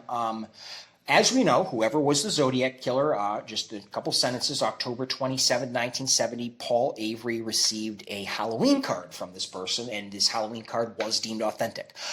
In the Zodiac movie, it shows him pulling out a piece of Paul Stein's shirt. One, he didn't do that, and two, he couldn't do that because it's impossible. There was no piece of Paul Stein's shirt came in this card. Paul Stein's shirt did come with the Melvin Belli letter that was sent 10 months before this. But it didn't. Paul Avery did not get Paul Stein. With that being said, there are a couple of interesting things in the Good Times that are connected to this Halloween card. Now, first of all, some of these are very general, very basic observations, but I just want to point them out. First of all, you have that sorry, no cipher, that X-forming phrase there, and it is ironic. This is not contingent upon any specific printing of the Good Times. The Good Times was known to have an X-word puzzle week after week, and even if it wasn't in the exact shape of an X, which several versions were, the one I'm holding up now isn't, it was still called the X-word crossword. Just a piece of circumstantial. Another piece of circumstantial. We know that in that in that Halloween card, there were a bunch of eyes, human, or what appeared to be general eyes, EYES, drawn into the inside of the card. Were they painted on, drawn? How many were included? Wasn't one included and then the rest were actually drawn in by the person who sent the card? I'm going to be very honest. I don't have the specifics on that. Okay, yeah, I don't know that exact number. So we'll add that in. But October 9th, 1970, the same month as a Good Time, it just so happens that they have an advertisement where they repeat the same image over and over again, which is quotes about great movie making, the Perry's best film, Diary of a Mad Housewife, a Frank Perry film. And it is just a set of eyes over and over again. It is also interesting to note that one eye appears in a consistent advertisement for the Good Times. It might be for a theater, and I'm blanking on the name too. I'm blanking on how many. I think there might be 14 eyes inside the Halloween card, but I'm blanking on how many were drawn in, and I'm blanking on the name of that theater. Just another coincidence. I also find interesting that, as we know, it does say paradise, where paradise is written vertically, and slaves, where slaves is written horizontally on the back of the Halloween card. And I do show this in my book. As much as I claim to know about Richard Rakowski, I don't know everything. And if you want to know something I just learned in the past 24 to 48 hours, which is amazing, is that the Good Times, actually, before they were the Good Times, they were the Express Times, put out an article, and in that article, it's called Paradise Lost. The article on the bottom, it's from 1968. It has the Cody's bookstore advertisement as well as one for Sensamaya, which is Not Everything Handmade Comes from India, and that's the Berkeley Handmaids. And it's titled Paradise Lost, and it's spelled P-A-I-R, and then a miniature O, which might be an O or might be acting as a space, D-I-C-E. So the Paradise on the Halloween card itself is spelt with an A. Paradice, but the dice part is a match there, so it's just another piece of circumstantial evidence. In terms of circumstantials with the good times altogether, as we know, a lot of the Zodiac letters were signed with the Zodiac crosshairs equals 7 or 10 or 12, 13, 17 plus, SFPD 0. Well, in a October 15, 1971 issue, which is the issue that corresponds to Zykowski's arrest, one of the articles is titled Feds versus Heads, which ironically could tie into that score, meaning heads, how many the Zodiac is killed, and feds always equals 0, SFPD equals 0. I don't know if he's titling that ironically as in trying to give a clue to him being the Zodiac, as in you had me and now you let me go. This article is about how they did arrest Richard Zykowski, how he was arrested because he didn't have his draft card because he was only 35 years old. He had to carry it to 37, and it talks about how that day went and them hiring a lawyer and how he had to memorize his number for his federal release card for the Army. And it just talks about here, my fellow comrades called attorney Don Jelinek, which he was highly associated with the good times for many different reasons. As soon as the marshals had slapped the handcuffs on me, he immediately called the U.S. attorney, the U.S. marshal, and several federal judges. I had been in the cell for about an hour when they basically came to let him out. Those are just all circumstantials with regards to the Halloween card. Now, in regards to another circumstantial piece, which isn't linguistic, it's not something that I can physically touch in front of me, we do remember that in general, Paul Avery around this time did call the Zodiac out as a blatant a homosexual. He referred to him as gay. And it was known around this time, this is just word of mouth, that this was around the time where Richard Zykowski was self-accepting the fact that he was gay, and that it's ironic that in this card, one of the many portrayals of the skeleton on the inside is it kind of looks like a skeleton on the inside hanging up in a closet, as in you open up the card, as in coming out of the closet. Now, I am not saying that that's the purpose of that skeleton. I'm not saying that that's the reasoning why this card was sent, but do know the factual evidence is the Zodiac did send this Halloween card directly to Paul Avery. Well, let's add some clarity for the listeners, because as far as Paul Avery making those comments, it was my understanding that he interviewed a forensic psychologist or psychiatrist who provided him with that psychological profile. Now, Jeremy can correct me if I've misstated that, but it's not exactly something that Paul Avery just came up on his own, and he wasn't trying to taunt the Zodiac in any particular way. That sounds correct to me. In the general statement of would Paul Avery most likely make a statement like that because he was given it by a forensic psychologist? Yes, that sounds right. So in order of coming up with the idea that, hey, remember this is 1969, 1970 when they're making the general profile of the Zodiac. Hey, this guy, for whatever reason they chose, comes off as a homosexual, and I'm quoting what they're thinking in the back room in 1970. Let's put on his profile Paul Avery overhearing this and then adopting it as his own mindset and then reaching it out and giving it to the masses through his own publication. That sounds right to me, yes. And the other point, though, was a little bit difficult for me to understand at first when there's this discussion on how Richard Zykowski was a gay man, but he hadn't completely decided that he was gay, and that was the thing that I didn't comprehend the first time I had heard it. But it sounds like he was a homosexual who was trying to deny his homosexuality. He wanted to live the life of a straight man, as Jeremy has talked about very frequently, pursuing Darlene Ferrin, pursuing other women. And the easiest way to describe that is, I think that he was a bisexual who preferred men, had some attraction for women, but he didn't want to admit that he was a homosexual because it wouldn't have been acceptable at the time. So he's trying to deny that part of his life. But, I mean, it's a little bit confusing even as I just said it, but that's my honest take. Yes, totally agreement. I'm actually looking on my phone trying to figure out exactly how many of the I's were placed in. And once again, anybody who's an expert in this case, it's impossible to know every last detail. But yes, I do not know the exact date where Richard Zykowski came out publicly as gay. I do not know the exact date where Richard Iakowski came out to the first person as gay. I do not know the exact date where he mentally in his mind decided he might have been.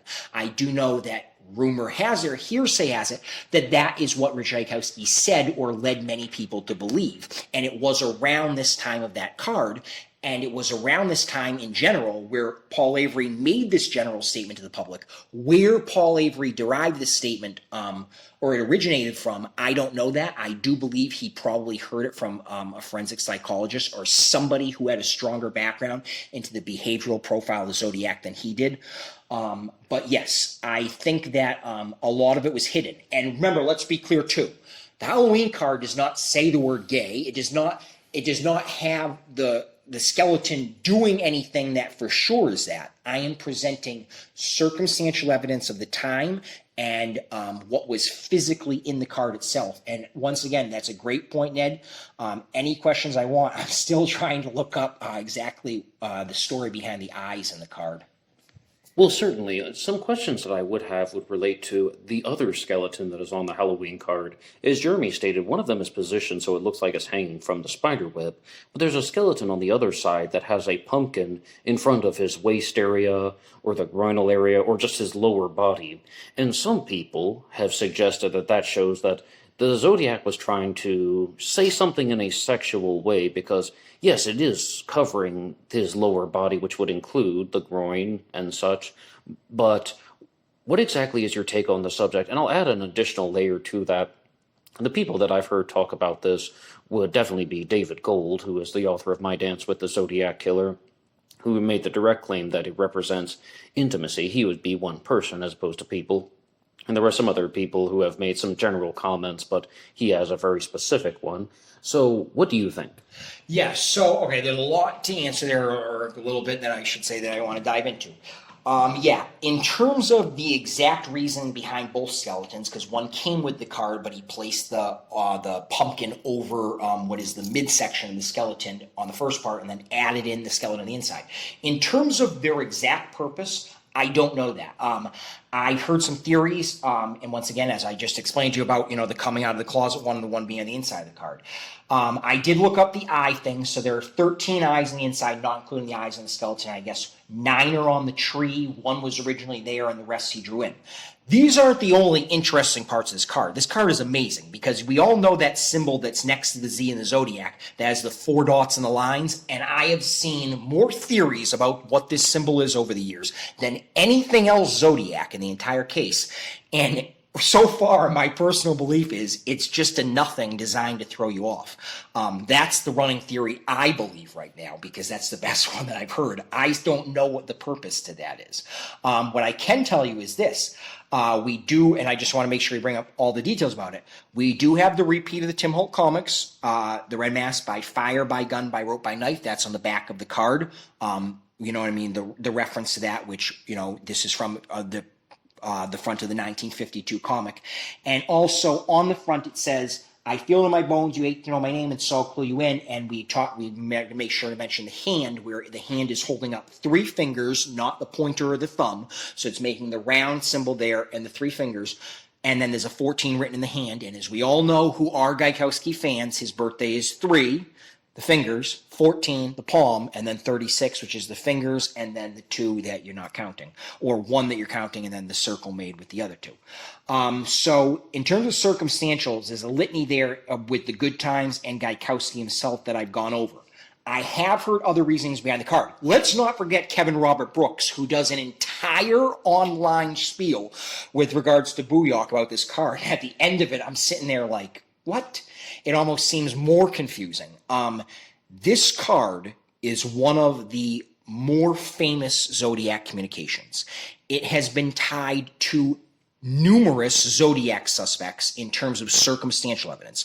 And Richard Gajkowski is not the only one who you can go through this Halloween card and find 3, 4, 5, or 6 things that tie into their lives as circumstantial evidence. I just mentioned with Kevin Robert Brooks talking about Booyah. And we talk about Gray Smith going on and on about this card. Many zodiologists have, and they aren't wrong. The idea here is that I wanted to tie in not only how the circumstantials of the card, but what was going on with Richard Tchaikovsky's life also ties into the timing of the card, who he sent the card to, Paul Avery. And I also need to be clear with regard to my theory. People might say he sent other communications to Paul Avery. No. I don't claim that. I don't claim that Peek Through the Pines is authentic. So this is Paul Avery's communication, and this is personal to him. So in terms of counter arguments, I want to hear all of them, and please bring up anything I just missed here. But in terms of somebody arguing, well, in 6 months or 5 months later, he'll send Peek Through the Pines to Paul Avery. That part to me is not a counter argument because I think that's a forgery. Okay, though, but the question was, do you think the Zodiac killer was making a sexual statement by placing the pumpkin on top of the skeleton? Yes, I do think it is possible that he was making a sexual statement, at least in regards to sexual attraction, you know what I mean, in the interior of the card being another clue. Am I going to say, even though I feel that Rich Tchaikovsky sent this card, that I know for sure either one of those was his purpose? Absolutely not. They could have other meaning. They could be from another suspect. They could have other meaning to another suspect. They could have the same meaning I just explained, except it's not Tchaikovsky, it's somebody else. Who knows? But yes, I do believe there's purpose behind them. And I think with this card, as in with other letters, there are some lies and there are some truths. And that's why I kind of get the idea behind this symbol with 4 dots. I feel like that might be one of his lies. And certainly an argument against that is, hey, you can't just pick and choose about what you think is real and what you think is not. Well, that's the idea behind all the circumstantials to begin with, because I am once again not going to sit here and say I found a fingerprint on this card and it matched Richard Tchaikovsky. That's not true. Well, as far as the symbol goes, the one that has the 4 dots and it looks like a V, but it could also have an F in it or some other things, that has been perhaps attributed to Red Ryder, maybe the comics or the entire Western line of Red Ryder. I think Red Ryder is more famous for their BB guns, but that's just me. And, I mean, when you look at the Red Ryder symbol, I think that it's very, very similar. Of course, the famous one that they have does not contain the 4 dots, but I mean, based on how he's including something from the Tim Holt comics in this Halloween card, I think it fits perfectly with the Western theme.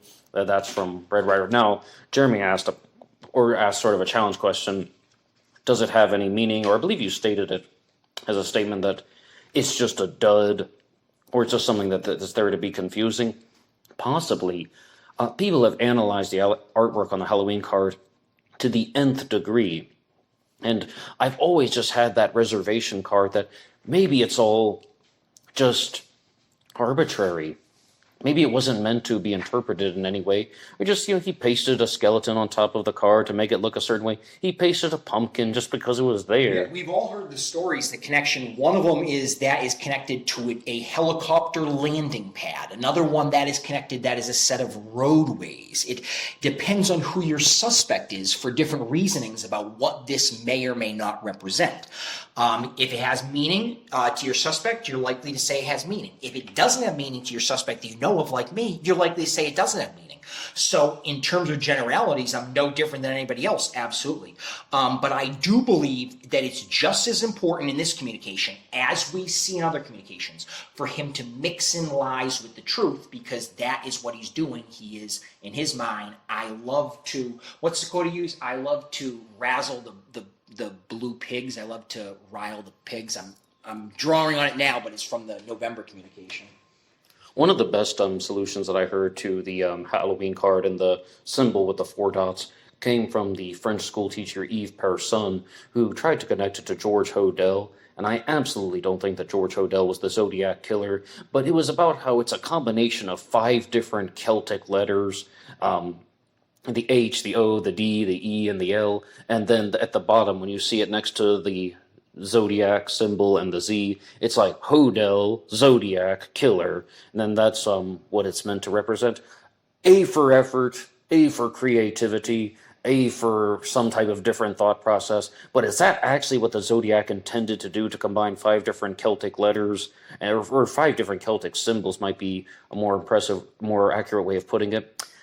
I just don't think so.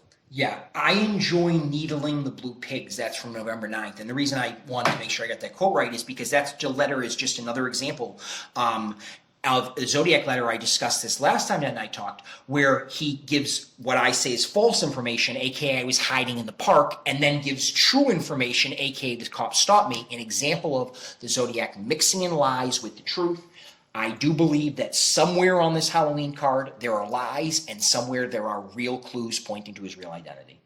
Oh yes, I have also thought that from the very beginning that the Zodiac provided a blend of the truth and a blend of the falsehoods, because it's a way to avoid getting caught. He can brag about the things that he's actually done.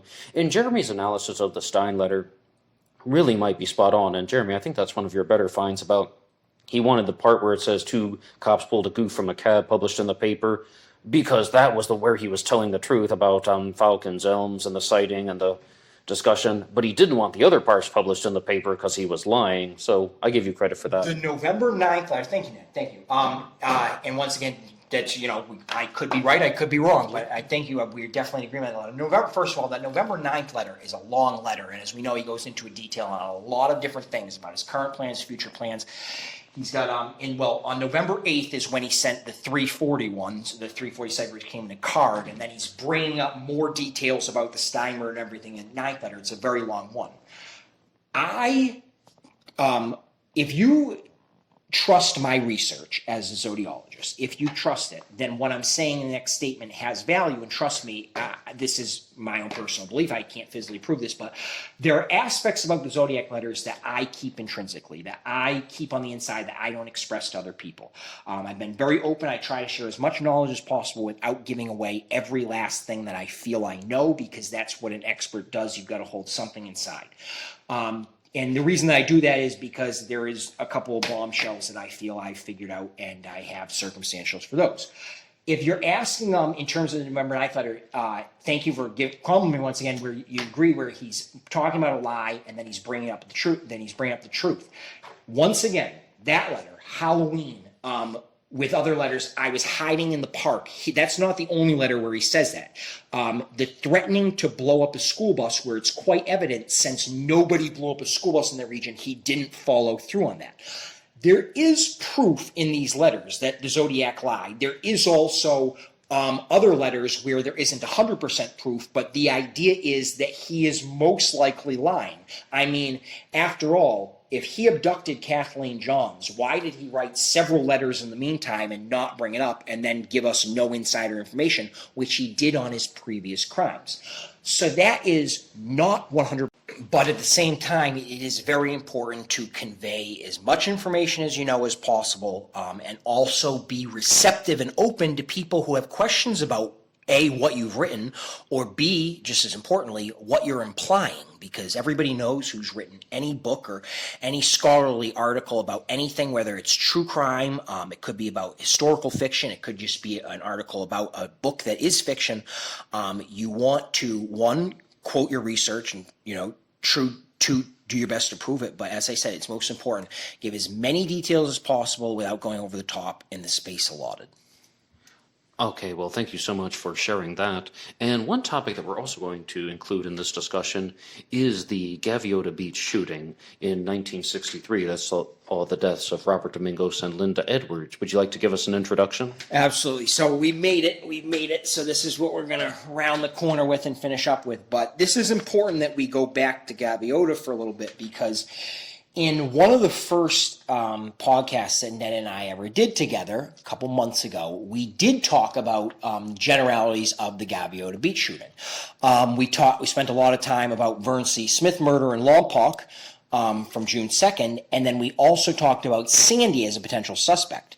The two things we didn't get to focus on, or didn't really get to talk about at all, were A, what happened at the beach that we know of and don't, and two, how is this different or the same from the Zodiac killer, and why this case sometimes gets associated with him, and why I think that's personally incorrect.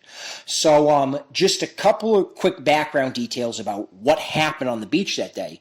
So as we know, that Gaviota, it's about 25 miles south of Lompoc, and it's 30 miles west of Santa Barbara. I think it gets associated with Santa Barbara a little bit more. Sometimes I even find myself saying Santa Barbara, beach in Santa Barbara, but I guess it's technically closer as the crow flies to Lompoc. June 4th, 1963, we know that Linda Edwards, she was 17, Robert Domingos, he was 18, senior skip day, they decided to go to the beach. Now, in terms of exact timings, there are zero. Nobody has exact timings that any of these specifics went down. We have generalities. This was happened in most likely the morning hours. But in terms of exact time of death and exact time of fleeing, I'm just going to read off some more details. Nobody can list those off. So what we understand is that at some point, the suspect involved in this case, which could be anybody, approached them from a distance and in some ways handed them some pre-cut bindings. At this point, to tie each other up, he never actually checked Robert Domingos' bindings at that point. Now, this is an interesting part, and I'm going to get in a minute about how this is the same or differs from obviously what comes to mind when you think about tying two people up on an isolated portion of a beach or next to water, and using pre-cut bindings. You think of Lake Berryessa. And we're going to talk about the similarities or differences, but just some more of the known facts. At this point, it's understood that a scuffle probably ensued, at which point it is apparent through what is circumstantial evidence or apparent evidence at the scene, such as footprints and trackings, that Robert Domingos and Linda Edwards were able to somewhat flee from their location of where the suspect at first tried to attempt to subdue them, tie them up.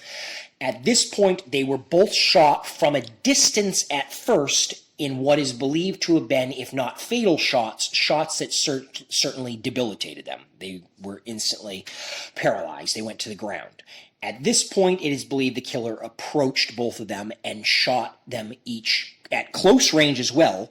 Robert Domingos was shot 11 times in total, and Linda Faye Edwards was shot 8 times, and police do describe this as overkill, meaning that it is believed that the killer knew at some point that at one point they were both dead and did continue to keep shooting. The killer, it is then believed, because none of this can be 100% sure, dragged their bodies somewhere between 30 and 100 feet, I'm not even sure, maybe it might even be 100 yards, to an abandoned shack that was also used sometimes for drifters to stay overnight, that was down in the beach area, the lower cliffs, but tucked back towards the cliffs so you did not see it at all from the road. Very well hidden area. And in this area, he then proceeded to, in no particular order that I know of, but from the circumstantials, he cut Linda's top open, her bra, exposing her breasts, and later in a way that she was almost perpendicular to the top, laying on top of Robert Domingos' body, and then attempted to possibly set the hut on fire. There are no signs for sure, as in 100% sure, of any more sexual gratification other than the cutting of the clothes, as in there is no physical signs of rape beyond that. What I've just presented, it is most likely a gun with 22 ammo, just adding that detail, what are pretty much the known facts of that day. Well, okay, thank you so much for that, but I do have to provide a particular challenge, and that is that, are we 100% certain that Linda Edwards had her swimsuit cut post-mortem? Because, as I understand, Robert Domingos was dragged to the seaside shack on his stomach. Linda Edwards was dragged on her back. So they aren't, does the physical evidence 100% indicate that that is when the suit was cut? No, and I didn't even know that myself about the dragging. I do believe, if I'm correct, that that's how they were placed. He was placed when he was finally done on his stomach, and she was laid across him on her back.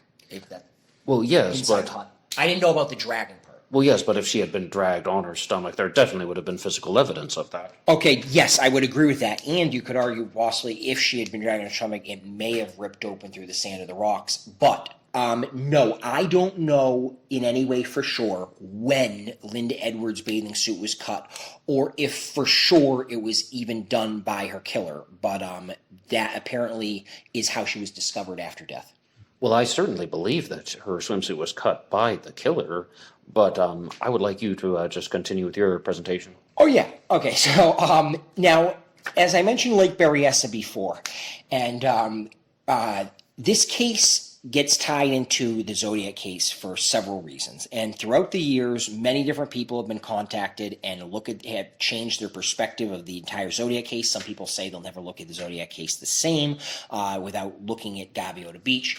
There are certainly some similarities here that have similarities to Berryessa. We cannot forget, one, they're in a secluded area near a beach that's set off a ways from a road where if somebody was approaching, the person who's performing the attack would have some sort of heads up. Number two, there are pre-cut bindings. The killer, obviously, in both cases, we believe, brought the bindings already pre-cut. Number three, the idea of a couple. Number four, the idea of possibly learning from this in Lake Berryessa. Remember at Lake Berryessa that after he handed the bindings to Cecilia to tie up Brian Hartnell, the Zodiac then checked Brian Hartnell's bindings to make sure that they were solidified. It is believed that whoever killed Lynn Edwards Roberts Domingos made this mistake and did not do this. And here I am quoting the correct way to commit murder. That's not what I mean. Everybody knows what I mean. But yes, this would be something he learned from. This would be something he moved on from if the same person committed these crimes. It's not the only thing about these crimes. Remember that. The person who committed this Gaviota Beach thing committed a after the death foul that they weren't basically punished for. And that is, they remained at the crime scene for quite some time. Now, certain people have to do that because their gratification comes from sexual gratification. Possibly from dismemberment, you know what I mean? We know about the Jeffrey Dahmers of the world, or, you know what I mean, the Richard Ramirez. It's the afterkill with Richard Ramirez. Sometimes you have to remain there. But considering that what this person did after the scene almost seemed more of something sporadic and not consistent as opposed as a way to get rid of evidence or to get rid of belongings, because one, it didn't work out, two, it isn't even sure he started the fire, and three, we don't know the reason for the dragging in the first place, if it happened. It would tie into somebody who's more inexperienced, whereas Lake Berryessa, they might have learned from this mistake, and as soon as they could flee the crime scene, they did. Remember, they also did stop to leave on the car, you know what I mean, their telltale sign, the Zodiac crosshairs. Okay, I do not believe that this was a Zodiac killer. Now, I've just laid out a bunch of information. I'm going to definitely take some questions in a moment, but first I want to point out some major differences in these cases, because if I'm going to provide you all this, I've got to highlight that there are certain aspects that don't. First of all, remember that there was no fire at Lake Berryessa. There's no potential fire associated with it. We don't have 100% proof that this person who committed Lynn Edwards and Robert Domingos started this fire or attempted to set the shack on fire, but authorities appear to be quite confident in that. And that also ties into remaining at the scene. Now, while there is no proof of sexual penetration, I should use, or that aspect of rape, at the Gaviota crime scene, as we said, she is posed, and she is, I should say she, Lynn Edwards, she's a person, her body was posed, and it was posed in some sort of sexual way, whether it was for gratification or not. Understand that there is no sexual gratification associated with Lake Berryessa. The timings of these, also, you got to keep in mind, are over 6 years apart. And location-wise, as we know, Santa Barbara, Gaviota is quite a ways. So geographically, it doesn't fit the same profile. There's more and more, there are people who even point out, and I quoted Butterfield's site to begin this interview, to begin this podcast today, and I'll quote it one more to end it, because he does highlight this on his site, and he goes, there's more people who point out the aspects to this crime, the Gaviota Beach shooting, that remind you more of Kathleen Johns with the idea of a fire afterwards to get rid of the evidence than they do with Lake Berryessa. And that's a good, I guess, circumstantial call out about how it's easy to relate one crime scene to another if there are any similarities at all. And that's absolutely true. But I am of the belief, as I stated last time that we discussed, and I'm pretty straightforward, that I think Sandy is the great suspect for this case. I just cannot tell you who Sandy really is. Okay, so many things to respond to there. The first is that Yes, there are an enormous amount of similarities between the Gaviota shooting and the Zodiac killer at Lake Berryessa. How do you respond to someone who you just wrote into Black Box Online Radio said the reason why there are differences is because he failed. The reason why the bodies were dragged to the seaside shack and the attempt to start on fire is because he was trying to cover up his failure. There's someone who tried to tie up the victims, but Robert Domingos broke free from the restraints and got to a physical fight with him, and perhaps Robert Domingos may have had the upper hand in the fight for a little bit, not completely, but then he takes off running, and as you said, they were gunned down. This guy's thinking, even though I've imagined killing people in my mind, in real life it's much more difficult, so he's just embarrassed and frustrated, and he tries to drag their bodies to the shack, cover up all of his failures. That's why at Lake Berryessa there was no fire. That's also why he, as you said very clearly, double-checked the restraints. And, I mean, what do you think of that mindset? Oh, I would respond with a sarcastic comment. Please tell me more about how at Gaviota Beach he failed when they both died, and at Lake Berryessa he succeeded when they both lived at first and only one died. Well, very easily that it's not only about the act of murder, it's also about power, and that Robert Domingos broke free from the restraints. Number one, that didn't work. Number two, Robert Domingos most likely punched him in the face at least once. Or I think he punched him in the face. I mean, maybe that's open to Attempted debate. to make some sort of physical contact, move away. Yep. Well, yes, and he had, as I said, it's likely that they got into a fist fight, and Domingos had the upper hand for a little bit. So that also was not flawless, and definitely not the way that the killer would have imagined it, because he didn't expect that Domingos would break free from the restraints. What would have been the point? And, I mean, so it turned out into some giant mess. And, yeah, he was able to clean up the mess, but he still had the mess to deal with in the first place. And what you just said is absolutely right. Now, what I meant more by a sarcastic comment is I looked at more in generality statements, as in like Gaviota went as a failure overall and Lake Berryessa went as a success overall. I understand what you mean as in you're talking about specifics of in from the killer's perspective. But from the killer's perspective, he did make another huge mistake, Lake Berryessa. Remember, Cecilia Shepard, did you see him with his mask off? Yes. That's not a good killer who brought a mask to hide his identity. How do we know that? Because he wore a mask to hide his identity. So if you want to talk about just general mistakes that he made at Lake Berryessa, I mean, remember, those were wing walker boots. Irregardless, those are not a common shoe, so he could have picked random shoes. They might have technically not been his, although I'm pretty sure that the Zodiacs are who the Zodiacs are. But number one, he wore a shoe that could really narrow him down. Remember, they felt very confident early on when they had those shoes that they were going to eventually find this guy because it was a rarity. He stayed at the scene where he ended up riding on the car.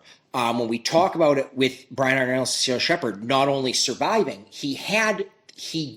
Brian Harnell, when he tells the story, tells that he stabbed me first, but I stopped moving at some point, maybe so he thought I was dead.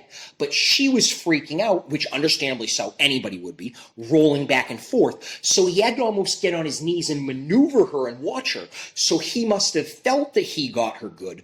But when he stood up, Brian Harnell said he almost hovered over me for a second as if to check what he was doing, doing reconnaissance, and then walked away.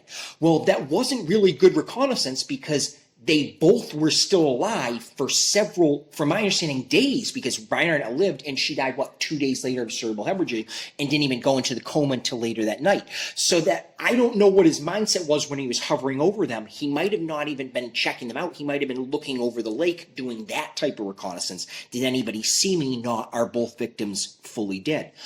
I think that there were a lot of mistakes at Gaviota. I think that there were some mistakes at Berryessa, but there are also different crimes. The mistakes at Gaviota that occur after the murder, to me, almost aren't mistakes. I don't see how you would make that mistake. I think that you're almost, describe it, you're not fully intact, or you're not fully committed is what I want to say. How would you be incapable of setting an old shack on fire if you really wanted to set it on fire, considering that the no indication of that you run out of time because there are no witnesses to this murder. So nobody reports coming along an hour later and seeing somebody reporting in the shack. So And when you place these bodies, since it's not for sexual gratification, what was it really for? I don't see the purpose behind that. And that ties into my theory going with Sandy about after he killed Vernon C. Smith, allegedly by J.C. Reed Jr. and James Coleman, he was quoted as saying, "I don't know," for the reason he did that. And I like tying that into this scene over and over again. Why did the killer do this? Why did he pose her body on top of his to cut it open, even though it doesn't appear there was any sexual gratification afterwards? I don't know. That it's a Sandy thing. I do tie in a much younger culprit into Gaviota than I do to Lake Berryessa. Now, somebody will say, yeah, you just said they're over 6 years apart, which they are. You know, the summer of 63, the summer of 60, technically the fall of 69, they are over 6 years apart. But I'm not talking about being in your early to mid 30s as the Zodiac and then being in your late 20s at Gaviota. No, I believe even if it wasn't Sandy, that Gaviota and all the top suspects, except for the homeless guy for this profile, are teenagers or they're 17-year-olds. There's also the one who is jealous of Robert Domingos and openly admits it. That is the profile I think fits Gaviota, whereas the profile that fits the Zodiac, my belief, is 30 to 40. I can't imagine 30 to 40. Oh, well, suppose he was even on the younger end, 33. Guess where I get that number from, at Lake Berryessa. Subtract 6 years, he's 27. I don't see 27 Gaviota in my mind. I see 17 Gaviota in my mind. So there are several differences I see. But in trying to find similarities in these two crime scenes, I'll admit it. First, I'll admit it's crazy. There are some uniquenesses here that are quite interesting. To answer your trivia question, 33 is from the car door at Lake Berryessa, when the reason why it says sept instead of the number 9 is because that totals up to the number 33. The sept 2769 6:30 p.m. that totals up to 33, Richard Gaikowski's age. Wow, 27, it does total 33, 9, 6, 15, 3, 18, 9, damn it, yeah, 27, 6 is... 33. Was that not your trivia question? I thought that was your trivia question. I was saying because it is his age, I just didn't know that those numbers on the door added up to that, and that's a good point about why he wrote sept. I've never heard that one. I do like the extra emphasis he has on the F, because Richard Gaikowski always did that on the car door. But... also, in terms of relation to these two crime scenes, don't forget that it is understood from both that you can theorize from both of these cases, which makes this interesting, is that there are experts who say no, the killer knew these victims, and then there are experts who come along and say, nope, these were random victims. In both cases, you have suspects put forward, in both cases, by different people, who some of them say, oh, this was somebody who was personally jealous of Robert Domingos, this was somebody who knew Cecilia Shepard, versus people come along and say, nope, this was somebody who was a crazed 17-year-old and didn't know anybody at Gaviota, and this was a random crime for the Zodiac. Right, let's go through some of the similarities between the Zodiac's Lake Berryessa stabbing and the Domingos Edwards murders. Firstly, Lake Berryessa was the only time the Zodiac killer committed a crime during the daytime. The other shootings, I repeat, shootings, happened at night. And then you also have the killer bringing the pre-cut lengths of rope, which to the best of my knowledge were not used in any other crime. The only crime that was a stabbing that has this message that was written on the car door, and all of those things, minus the message on the car door, are written at, are present at the Gaviota shooting. And the message on the car door is almost like taking credit for the crime, and which I think everyone agrees that's why the Zodiac wrote that message. He didn't expect that the victims would survive and tell the story of the costume in about 80% of the theories. So that's what that was for. But, I mean, I follow what people are saying about how Gaviota was a failure and the Lake Berryessa stabbing was a success. But as of now, I am still not convinced that the Zodiac committed the Gaviota shooting either. I can see the similarities and I can get the reasoning, but I think that to get certainty in a true crime case, we're going to need more forensics. We would need things like fingerprints. We would need things like, I mean, perhaps even the same ballistics, but you wouldn't expect that. Someone doesn't have to have the same .22 caliber firearm for 6 years. I mean, in America, people are allowed to buy guns. So, I mean, I just think we would need more forensic evidence just other than to say, well, some guy approached somebody near a body of water, approached two people near a body of water, and there was some type of shooting that took place, that therefore the Lake Berryessa stabbing is also the Zodiac killer. I think we need more.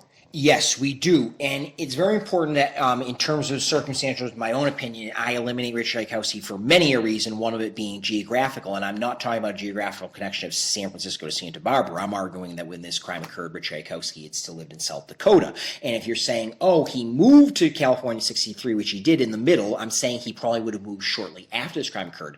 He moved to San Francisco from South Dakota, whereas this crime occurred on Gaviota Beach near Santa Barbara, down south. So there are quite some differences geographically here on top of it all. And also, I've seen online, and I need to point this out, everything you just said, Ned, is perfect because I agree 100%. I can see how people look at it as in Gaviota was the mistakes and Lake Berryessa was the learning lesson, but there is not enough other additional circumstantial evidence that connects them to where you get the feeling it was the Zodiac. That's how I feel. Just remember that there are people online who are putting up Richard Tchaikovsky's picture next to a picture of Sandy. Sandy has been described by a half dozen people, not one person, a half dozen. You have the motel owner, you have J.C. Reed Jr. and James Coleman, you have the guy who pumped Vern C. Smith's gas, you have the man who met him on the boardwalk. He's described as 17 to 18 years old. Richard Tchaikovsky was 27. To miss it by 10 years in that age range, that's a lifetime, or certainly a half a lifetime to me. It's too much. Counter-argument can be Kathleen Johns said the guy's 30, and then when she saw his picture said, nope, that's the guy when he was really 45. Excellent counter-argument. But 99.9% of the time, as we know, no, that's not the case. I don't think that Richard Tchaikovsky and Sandy were the same person. I also don't think, I want to be fair as well, so not have to always talk about what my opinions are. I also don't think that no matter who you think is the Zodiac, that the Zodiac and Sandy are the same person. I believe they are two different people. So let's get to some more direct things that we were hoping to talk about with Gaviota. What exactly would be the most compelling pieces of evidence that Sandy committed the Gaviota Beach shooting? And to be clear, yes, we know that it's not actually at Gaviota Beach, it's south of Gaviota, but we refer to it as the Gaviota Beach shooting off of Highway Route 101. But why is Sandy the perpetrator? So I won't dive into it in the detail I did last time, but the first call out is that if Sandy exists, then the idea is from these exact same people who say he exists, he also is a murderer. That's the claim. So the claim is that J.C. Reed Jr. and James Coleman are saying not only does this guy, Sandy, 17, 18-year-old, exist, he's the one who physically stabbed Vern C. Smith. So in terms of looking for a murder suspect in the area, you have a murder suspect in the area. That's a great number 1A starter right there. But hold on, let's continue. When he stabbed Vern C. Smith, and I'm going to go into more than just this, but there's a great reminder from last time too, according to James Coleman and J.C. Reed Jr., his exact words when asked why he did it were, "I don't know." Well, how many questions about the generalities that we've just asked about the Gaviota scene can be answered? Why did the killer do that? Why did he bring pre-cut bindings, but he didn't even appear to time up full way? He just let them run off, or they broke off so easily and then shot him. And why the after effects? Why the overkill on the spot? Then why drag him somewhere to give the attempt to look like a sexual crime when it appears the evidence is not? Why? I don't know. Maybe it's because the killer didn't know because he was young. So you have somebody who has supposedly committed a murder in the area within 48 hours of the crime. 2, has supposedly told his friends, and this is also word of mouth, but from my understanding, when they dropped him off at that Arroyo Grande motel, he talked about getting a long 22. I think he did talk about that, trying to obtain some sort of rifle or gun with long ammunition. I'm not a gun expert. I believe they were quoted as saying that, which is unique because it is strongly believed that that's what's used in Gaviota Beach. At the same time, let me ask you this. When they got rid of him that night, they were ready to get rid of him. It was quite evident that they were going along with the robbery of Vern C. Smith. They didn't want to go along with the murder. And they paid for the murder, and rightfully so, because they shouldn't have ran from it, which they did. But this is the person who committed it, is Sandy. But let me ask you something. Sandy gets ditched one night by 2 teenagers because they think he's awkward. Well, what happens the next day when he finds 2 more on a beach and he needs to take revenge? So in terms of motive, I presented one possible scenario there. And keep in mind that I'm talking about motive for somebody who, when he committed his last murder, he didn't have a motive. His answer was, I don't know why I killed him. Now, I've talked about a lot of different theories from various people in this Gaviota Beach discussion, and I even said that I was just sharing what other people said about how they thought the Zodiac had to have been the Gaviota shooter, even though I don't personally defend that. But I will share something that I've genuinely believed in the past, and that is that the Gaviota Beach shooting was a sexual assault that was gone wrong. That someone approached Robert Domingos and Linda Edwards. Maybe they knew they were going to be there, maybe they didn't, but that was the reason for the pre-cut lengths of rope. The plan was to tie up Robert Domingos and sexually assault Linda Edwards. But why did the bindings break off so easily? Well, we've already talked about it. It's because the killer didn't check them to make sure that they were tight enough. And that's why the swimsuit was cut. And what I was able to conceive in my own mind, and I could be wrong, is that he was cutting Linda's swimsuit so he could pull it open and he would have access to her body. Well, I'm not going to be too graphic, but that he was going to sexually assault her, and that it was a secluded area, and maybe he was even planning on murdering them afterwards. I can't even tell you that. But then Robert Domingos was able to break free from the restraints. And he started fighting because, I mean, this is the woman that he actually wanted to marry. Yep. Then she and him just start running off. They're like, let's get away from this guy. And that was probably ultimately their downfall because he was able to gain control of the .22 caliber firearm, starts shooting, and then why would somebody move the bodies? Simple answer, average level neuroticism. Being somewhat worried that people were going to find them, so he wants to drag them to the seaside shack, set the wooden shack on fire, but he's trying to light this tarp that's hanging on the shack's door, and he's unable to get a real flame going, so that's why the shack wasn't burned to the ground. But yes, he wanted to destroy the evidence by fire. That is mostly what I've thought in the past, but what's your response? So I'm going to follow up with two quick questions, yes or no. One is, do you believe that, because my answer involves your answer to these questions. One is, do you think the perpetrator started the fire or attempted to start the fire of the shack, yes or no? Yes. Okay, and do you think the perpetrator ran out of time while he was there? Do you think that is one of the reasons for involved in this crime? No. Okay, so if the perpetrator didn't run out of time, then why didn't they commit the rape then?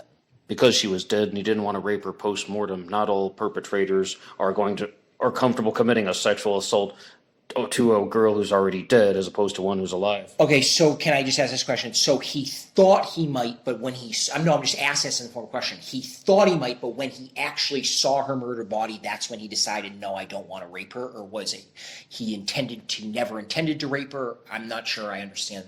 No, absolutely not. That he was cutting her swimsuit on the beach before she was even in the shack. Robert Domingos was only tied up so the male is out of the way so he can have access to the victim. Imagine someone cutting down her swimsuit, but then Robert's struggling with his restraints and he's able to get out, and he interrupted the attempted sexual assault. And then he starts trying to punch the guy and trying to defend his woman, which, very, very brave thing to do. Yeah. And which he did. We don't know if he interrupted the assault, but he did attempt to physically, from what I understanding, stop the culprit. You know what I mean? Like gunfight with him. Guy gets into the fight with them, so then he grabs Linda and they start running. Okay, that isn't a bad story, but in that story, when Robert Domingos took off and he killed him, why, can I just ask this, I must have missed it, why didn't he kill Robert Domingos but then keep her alive? Why couldn't, when Robert Domingos broke up this fight, it is quite clear that they both fled, Edwards and Domingos, right? Why didn't he take his gun, realize, well, now I have to kill him, kill Robert Domingos, and then rape Linda Edwards? Because he made a very split-second decision to just start shooting at both of them. And at that point, even if after he's been beaten up and punched in the face and has gunned down somebody that maybe he wasn't even expecting to kill him, that this plan has changed. All right, I'm not going to continue the rape. That's also something that is very consistent with people in terms of sexual behavior, that after some experience like that, they're not going to have that desire anymore. Okay, so when he went to the crime scene at first, though, he wasn't intending to kill. He was only attempting to subdue Domingos while he raped Edwards and then, flee afterwards? I don't know about fleeing. Maybe he would have left on his own time. Okay. Because you asked me that question, Yeah. did he run out of time? And I said no, because as you stated, there are no witnesses. Yeah. But he doesn't want to leave evidence of his crimes behind. At the very least, he's going to try and cover things up. This relates to how people are thinking in terms of neuroticism, like worrying about leaving things behind. And the reason why they're doing this is not to destroy the evidence. I mean, just moving somebody's body to a shack, that is an attempt to get some type of peace of mind. Setting the shack on fire, that's destroying evidence. Yes, but the thing is that if he went into the scene and didn't attempt to kill it first, he did bring himself to killing both. But if you're saying he killed both because he saw they were both fleeing, well, then the end result would have been the same, that he went in there first, minus the rape. So I don't see why he wouldn't have just let them run off and be like, oh, well, hell to this. I got to take off myself, which he must have been planning on doing at the beginning if he wasn't intending on killing them. As you can see, it's easy to bring up more questions than answers with this crime. Certainly, and that's a very good point, actually. I mean, if he wasn't planning to kill them, why wouldn't he just let them run off? It could relate back to the power dynamic and just, okay, well, I mean, committing the rape and then walking away, then he's the one who's still in control of everything. When they're running away, he's not in control of that. And, I mean, that absolutely would bother a sexual predator like that. I'm almost like, I think with 99% of them, if the victims were running away, he'd want to do something. Whereas if he just left Robert Domingos tied up and Linda Edwards bleeding and crying, he might not feel so bad. Yes, everything you just said, I can't disagree with it. I don't like the idea in the end that there were no witnesses and there was no rape and there was an attempted to fire, because it's leaving you saying he had plenty of time to do it. He might have not been fully committed to the rape because he had plenty of time. He might have not been fully committed to the fire because he had plenty of time. This might have been somebody who was just going around with the attitude of like, I'm in control now because they're dead and I'm going to do whatever I want. And then he realized I don't even know what I want to do, kind of like the mind of a teenager. It just fits Sandy more and more in my own personal opinion. But I do agree. Once again, there is motive here where you could say that this was beyond sexual frustration, as in they went there with sexual desires, they realized they weren't going to get it and killed because of it. That certainly could fit a motive. It could fit a general motive of wanting to get revenge on one of them because they stole the other one's girlfriend or wanted girlfriend. That fits a motive. It kind of sounds, as we talk about DB Cooper case, depending on what suspect you have, you certainly can find a motive there. But the actual circumstantials of the crime scene, not the motive, but the circumstantial evidence-wise, I don't think, because of the timings of having the unlimited time that it appears this person had, or I should say the time needed, that there was any intent of sexual gratification, in my own opinion. But I think I'm just quite surprised that you seem to think that there is the same type of thinking that would be associated with a victim who is dead versus a victim who is alive. If Linda's already been gunned down, I mean, there are lots of sexual predators out there that do not assault dead victims. Okay, yes, I do. Yeah, okay, yes, you're right there. What I should have said timing-wise, no, you're absolutely right. If somebody goes in and says, I want to have sex with her, obviously the even worse person is like, no, she has to be dead. Now, but going back 2 steps, because I lost track of this. What I mean to say is that since this person had so much time, why did they not just take as much time as needed with a gun to subdue Robert Domingos and then be able to rape Linda Edwards? Why did it come to the point where they had to shoot them, or they did choose to shoot them, or they sporadically decided to shoot them for whatever reason? To me, it wasn't so much of like they weren't getting what they intended to get. I don't think they had any true intents. It's just they were losing control at the moment, and I think that explains motive there. I think this person went in with the idea of control. And I think that Linda Edwards and Robert Domingos, who see somebody with a gun, said, our lives are in danger, and obviously tried to flee. And then that person lost control in that moment. And that is not good for that person, aka something similar might have happened in Vern C. Smith case, who knows. And there's something went off in them, and that's what set it off. If you ask me, is also a way to describe this as a motiveless crime, because everything that happened, everybody asks, why did the killer do that? Because you can point to evidence that contradicts it for needing to be done. I agree that I think to a degree this was a motiveless crime. I do want to be clear of this. I do not believe Linda Edwards and Robert Domingo's killer knew them even as much as 2 hours before the killing, aka when this person saw them on the beach, irregardless who it was. I do believe that is the first time that he ever saw them. I don't believe this was personal or even coincidental like that. And number two is that afterwards and before this scene, I do believe that this person, one, has killed before because of their comfortability factor of doing it on a beach, irregardless of if it was the part of the beach that's tucked back towards the cliff, doing it out in the open. And I do believe this also was not their last murder, and that they're a dangerous person who has probably very little self-control and probably went on to kill again and again until A, they were caught, B, they died, or C, they were arrested for something else and incarcerated to prevent them from killing more.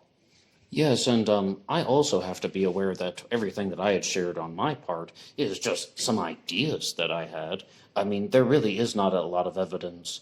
And as Tom Voigt even wrote out in the comments section on Black Box Online Radio once, that there is no evidence of rape or sexual assault. That is just something that I had thought about. And giving a shout out to Classic Chevy Cat, of course, who asked just the question once, why did the killer cut her swimsuit? Was it done in the seaside shack as something pervy just to look at her half naked before he left? That could be exactly what happened. And I mean, a male like of any age might have done something like that.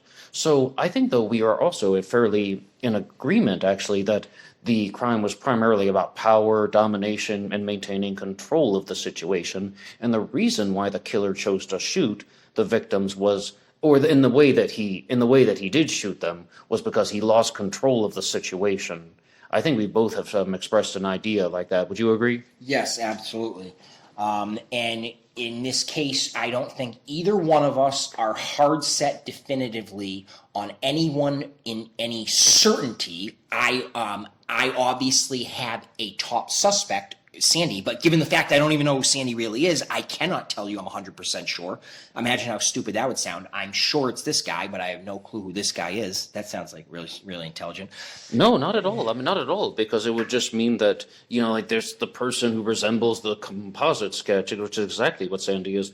This is the prime suspect. We just don't know his legal name. Yes, but I do want to I just wanted to convey the fact that I am very open about this case and realize that there is contradictory evidence as well, and there's evidence that points in multiple directions, and I don't want to have a closed mind when it comes to Gaviota, and would love to sit down and talk about it with anybody.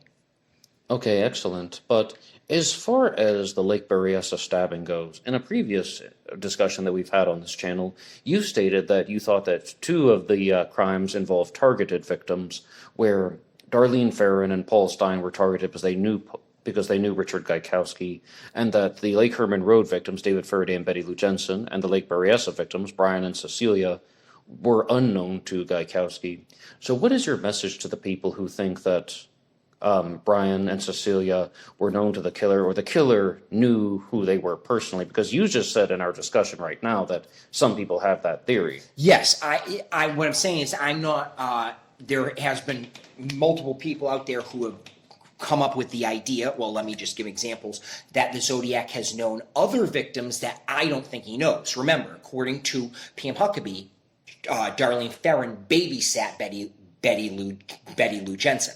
I am not only convinced that the Zodiac didn't know Betty Lou Jensen, I am convinced Darlene Ferrin didn't know Betty Lou Jensen. I'm just giving other examples here. Yes, there are some contradictory evidence to that scene. Remember that at Lake Berryessa, Cecilia Shepard was asked, did you see him without a hood? She goes, yes. Do you recognize him as someone you know? She goes, no. So it wasn't someone who she knew personally. Brian Harnello's quote is saying, and this is the Zodiac speaking, that he had a very distinct voice. I told investigators if I ever heard the voice again, I recognize it. I haven't. He's very clear that when he heard that voice that day, It wasn't a voice he recognized, although it's a voice he'll forever remember. It was very distinct, but he didn't. So this person, if it was personal, it couldn't have been that personal because neither one of them recognized him voice-wise. Cecilia Shepard didn't even recognize him face-wise. Also, remember that their original intention was not to go to Lake Berryessa that day. They had multiple different places. At one point, their quote is saying they wanted to drive into San Francisco, into the city. They came from Union Pacific College. I think they did go to a rummage sale on the way, and then decided they stopped at the lake because it was like 30 minutes away from where they had to go back to. So their plans changed during the day. This guy would have had to do a lot of following them around to the place where they stopped at if it was a personal attack. And especially consider this guy was potentially seen wandering the hillside hours before by 3 different girls, as we know that story, who gave a description of a man who seems to fit a similar description, also carrying something white and pre-cut in his back. They didn't know what it was. I would say that those all indicate that these victims to the killer was somebody random, and the victims were somebody random to him. Okay, that's some very good stuff right there. And in the past, I thought that Brian and Cecilia were targeted by someone they knew, specifically that Cecilia Shepard was the only victim known to the Zodiac killer. I do not stand by that now, for a lot of the reasons that have been discussed. And I did think, though, exactly what you said, that, oh, this person must have been targeting Cecilia Shepard for a while, because following she got her. It the worst out of every single Zodiac victim. Exactly. Even worse than Darlene. And I hate to say this because Darlene Ferrin shot 9 times. I mean, and he killed her. It's absolutely pathetic. But he knew 10 times with a knife was going to top 9 times with the bullet. He's the one who committed those crimes. Yes. But I simply have to state that there's insufficient evidence that the Zodiac knew Cecilia Shepard.